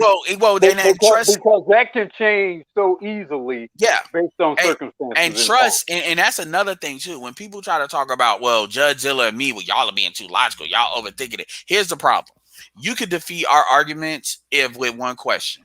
This is what I'll ask a black woman: do you trust other black women? Even black women that you're familiar with and that you're around. Most of the time they say no. So how the fuck am I supposed to trust you if you don't trust them? It's like, so then we gotta lean on logic, facts, data. Like you gotta lean on logic, facts, and data, because I can't lean on the trust. Trust is credit. When people sit there and say, okay, like you go to a bank loan and then shit don't look right. All right, what's your credit score in the credit part that they look at and they count? That's what trust is. If you already at 600, something like that, okay, well, now I need to look at, debt to income ratio. What assets do you have? I mean, that's how it works. That's how it works. It's the same thing. That's what you're asking. You're asking us to loan you our life, our time, our effort, years of effort, and the trust that you gonna do the right thing because you fucking feel like it. What other than time? What is it you really are risking other than time? Kids you want to have here regardless, and y'all have demonstrated y'all will have it regardless of a man. So that giving us kids bullshit don't matter. What is it you're risking other than really time? Nothing. So, well, in excess to what the man is risking, we'll say that. Because that's what I'm saying is because like you risk no more than a man risks, but a man risks way more than you risk. Yeah, I mean, no, and the thing is, once you say yes, I mean, it's just a whole bunch of stuff going. And even with the let's say the woman makes more money, if she has custody of the kids, which is going to be all but guaranteed, if she makes more money, then guess what? She still can get child support from you. Yep. So, and you're not going to counteract. They're not going to let you counteract that with alimony. They're going to see. So again, these are not meant to say, okay, fuck marriage. This is why. These are legitimate this is what, when people show movies and they pre-screen movies or they show products, a market research, this is what they should. We're the market research people, like the people that will buy a product, and we're telling you what it is for you all to go fucking fix it if you really want the outcome that you want. You all are like, well, we're too lazy to fix it because of reasons, but you're gonna still buy this product when there's other products already in the market. And then what you'll say, well, you know what? I'm going to create, I'm not saying this is why I really think of network marketing companies, but I'm just saying that I'm going to create an MLM and I'm going to create an army of people. These are the simp enforcers to sell this shit. Right. And then until we don't show you the real shit, the real product, till you get the fuck in there. Now, to be fair, a lot of products are really great products that MLM companies have, but that's an example that I know a lot of people will resonate with. Well, this is why the shit ain't in the stores. So the normal way, you got to go a different way because you got to get around the fact that people are going to make an assessment like that. So this is what my favorite MLM joke. My favorite MLM joke. What's the difference between this shampoo and conditioner, and the one you buy in the store? This one's been in my trunk. Yeah, I used to say I used to say that the doctors that made my product will whoop the doctors that made that product's ass. That's the difference. All right, fellas. All right, listen up. Listen up. Oh, now we know it's over when you start saying that. So, look, first of all, shout out to the Roger Report Live. Long live the habitual line steppers. Tune in to him in a matter of a few hours, actually. So, hope to see y'all there. But Edward is correct. It's about time to wrap this one up. So, fellas, just run off whatever you want to say and however order, and then I guess it's me, and then till next week. I'll run it out first. All right, cool. Go ahead. Let's see. As far as saving y'all from the Black Manosphere, and men in the Manosphere. Black Manos-phobia is made up. Manos-phobia. Sorry, Black Manos-phobia. Look, man. Again, after 60 odd, 50, 60 odd years, men have got to air their grievances for about 3.5 to 5. But apparently it's too hard for anybody to take that. And after everybody else dictating to what the black man's supposed to have been for much longer than 50 to 60 years, for 10 years, they got to determine their own imaging and determine the things that they hold dear and important and actually try to work towards and find solutions for. If that's something to be feared and to be afraid of, the level is low. The level is ridiculously fucking low. And beyond that, those of you, again, not to, it may seem like I was shitting on those who are married, who are working in functional marriages. That was not the intent, but the intent was to say, like, be fortunate that you found the Pinto that didn't explode when it got tapped on the bumper. Well, thank you, by the way. Yeah. It took me a second to realize you were talking about a car. Yeah. It's a native reference. But yeah, it's an old reference. Yeah. Okay, so I'll jump in next. So look, first of all, it's been a great discussion. I know I came in on kind of like the tail end of it. As far as the manosphere phobia, it's not going to come out in like people just completely like going like full guns blazing. It's going to be subtle. And I actually got a video I'm literally about to drop in like a couple of minutes. I'm literally is about to upload in a couple of minutes that kind of goes into calling that out. I will be calling that out on various channels. This is not about beating people up, but about the points of people that, they kind of make assumptions about what we do. Like, for instance, they like to talk about the red pill rage and stuff. That's usually the gateway into talking about what we don't do, or we don't talk about the betterment of men, or does it help? Like this bullshit. At the end of the day, a lot of these people are new. They don't know what we know, and they're going to end up making themselves look stupid. But as far as the marriage piece, I concur with what Jedzilla was talking about as well. I hope that every black man that's married has a long, fruitful marriage. I am not rooting for anybody's marriage to be over. And I don't sit here like when I know people are married and I'm sitting here looking a certain type of way, acting a certain type of way. Our job is not to tell dudes to not get married. Our job is to have dudes look at the shit in a way the way they can make a clear, concise decision before they develop feelings for the female that muddies that up. It is not our fault what the math is. It is not our fault what the laws are. And if women really want to get married, they can definitely do a lot to get those laws adjusted.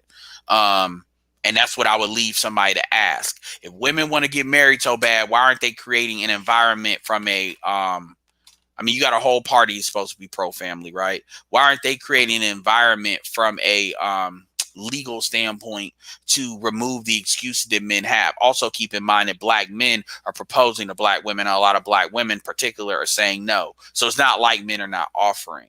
So anyway, I'll leave it at that. And check out my video, by the way, after this, because it continues this conversation. Appreciate it. All right. Thank you, Edward. And go ahead. I'll go. I mean, we're basically talking about power and a shifting of power, and who gets to come to the table in the matrix of power in the United States. For the longest time, black men had no real presence at all. I mean, we got only as far as this whole notion of advocating for equality, and then we saw what immediately happened with that. The space that we created for equality was usurped by white and black women immediately, almost immediately after black men fought and bled and even died for those opportunities. So what we're essentially trying to do now is to create, ensure specific space for black men to be able to assert their rightful place in this society and in this world. In that regard, this is a fairly new journey that we embark upon. And people of all strata will be alarmed by it. They'll be alarmed by it because they have been accustomed to black men making disproportionate investments in all manner of American and Western life, greatly in disproportion to any benefit from which they derive. Everybody has been dependent upon it. Everybody has been dependent upon, for example, the creation of an NFL where 80% of the actual talent and value of an enterprise is provided by black men, but virtually black men have none of the ownership at all of that actual enterprise. That's emblematic of the pyramid scheme that I referred to earlier, where black men invest the most and get the least. Everyone is accustomed to that, including our women. And what we're doing now is attempting to change that conversation. And a lot of people understand much more acutely than even we do what will ensue from that. And so there's going to be a lot of hand wringing and harangue and arguments and a lot of strife associated with pushing back against the efforts that are made in this environment. The demands for freedom, the demands for rightful place, for rightful share in the competition, power in this country. And nobody's going to play fair. None of the non-black people are going to play fair, and none of your women are going to play fair. I'm sorry. I mean, I truly am sorry to you, brothers. You cannot trust your women. You can't. The only way you can really trust them is to have some degree of power over them. Whether you can, to some degree, trust this woman or that woman on a certain, look, obviously we might all individually be lucky enough to find some magical woman. But as a group, as a class, you can't trust your women to the degree in which you do not have power over them. You got to accept that and move accordingly. I'll end with that. All right, thank you, Black Guru, for your wise words again, and I'll keep that in mind. The fact that they don't play fair, it is I already understand that, but thank you for coming by. Okay, Chaos Rain or Mr. Imp, you can go ahead.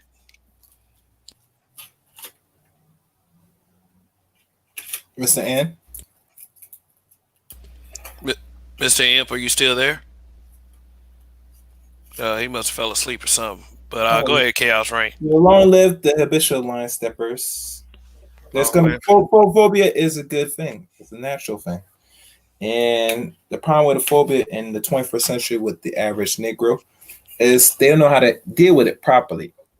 You hear them create new terms like homophobia, and it also is a word called heterophobia, but that's not been preached or talked about in a lot of podcasts and spaces.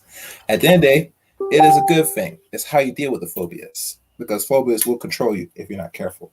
Long live the habitual line steppers. Thanks, Chaos Rain. Long live. Mr. Imp, if Mr. Imp is not Mr. You're not up. So All right, look, listen up, y'all. It's been a very long day, so what I'm going to do is I'm going to forego my final closing statement and just call it another weekend. But once again, let me remind you is that I will no longer be going on Friday nights. I'm switching to Monday, so I'm still the weekend warrior. Just is going to be a Monday thing and not a Friday thing. And what I do recommend is on Friday nights, check out Art New Style TV. Check out his Friday night touch ups. I mean, it's uh, that's one of the things that I will do to help this space out is to offer a sense of camaraderie and be able to network with the guys within the space. So, you know, all of us can, grow and see each other succeed here, But yeah, just a dream, and people can dream. So anyway, look out. I'm gonna go ahead and tell you that I'm gonna step up productions on my edited content. So just keep a constant eye on the channel for new and edutaining stuff. So that's it for this weekend. It's yeah, it's 4th of July. I'm sure some of y'all ate some barbecue and pop some fireworks. I'm a fan of the noisemakers, but the stuff that looks pretty, hey, yeah, well, it's as long as it's good. So there it is. One more weekend in the books. This is Kev. This is Black Men Being Brutally Honest. And let me be brutally honest in saying that we are not what they say we are. Trust and belief. Goodbye.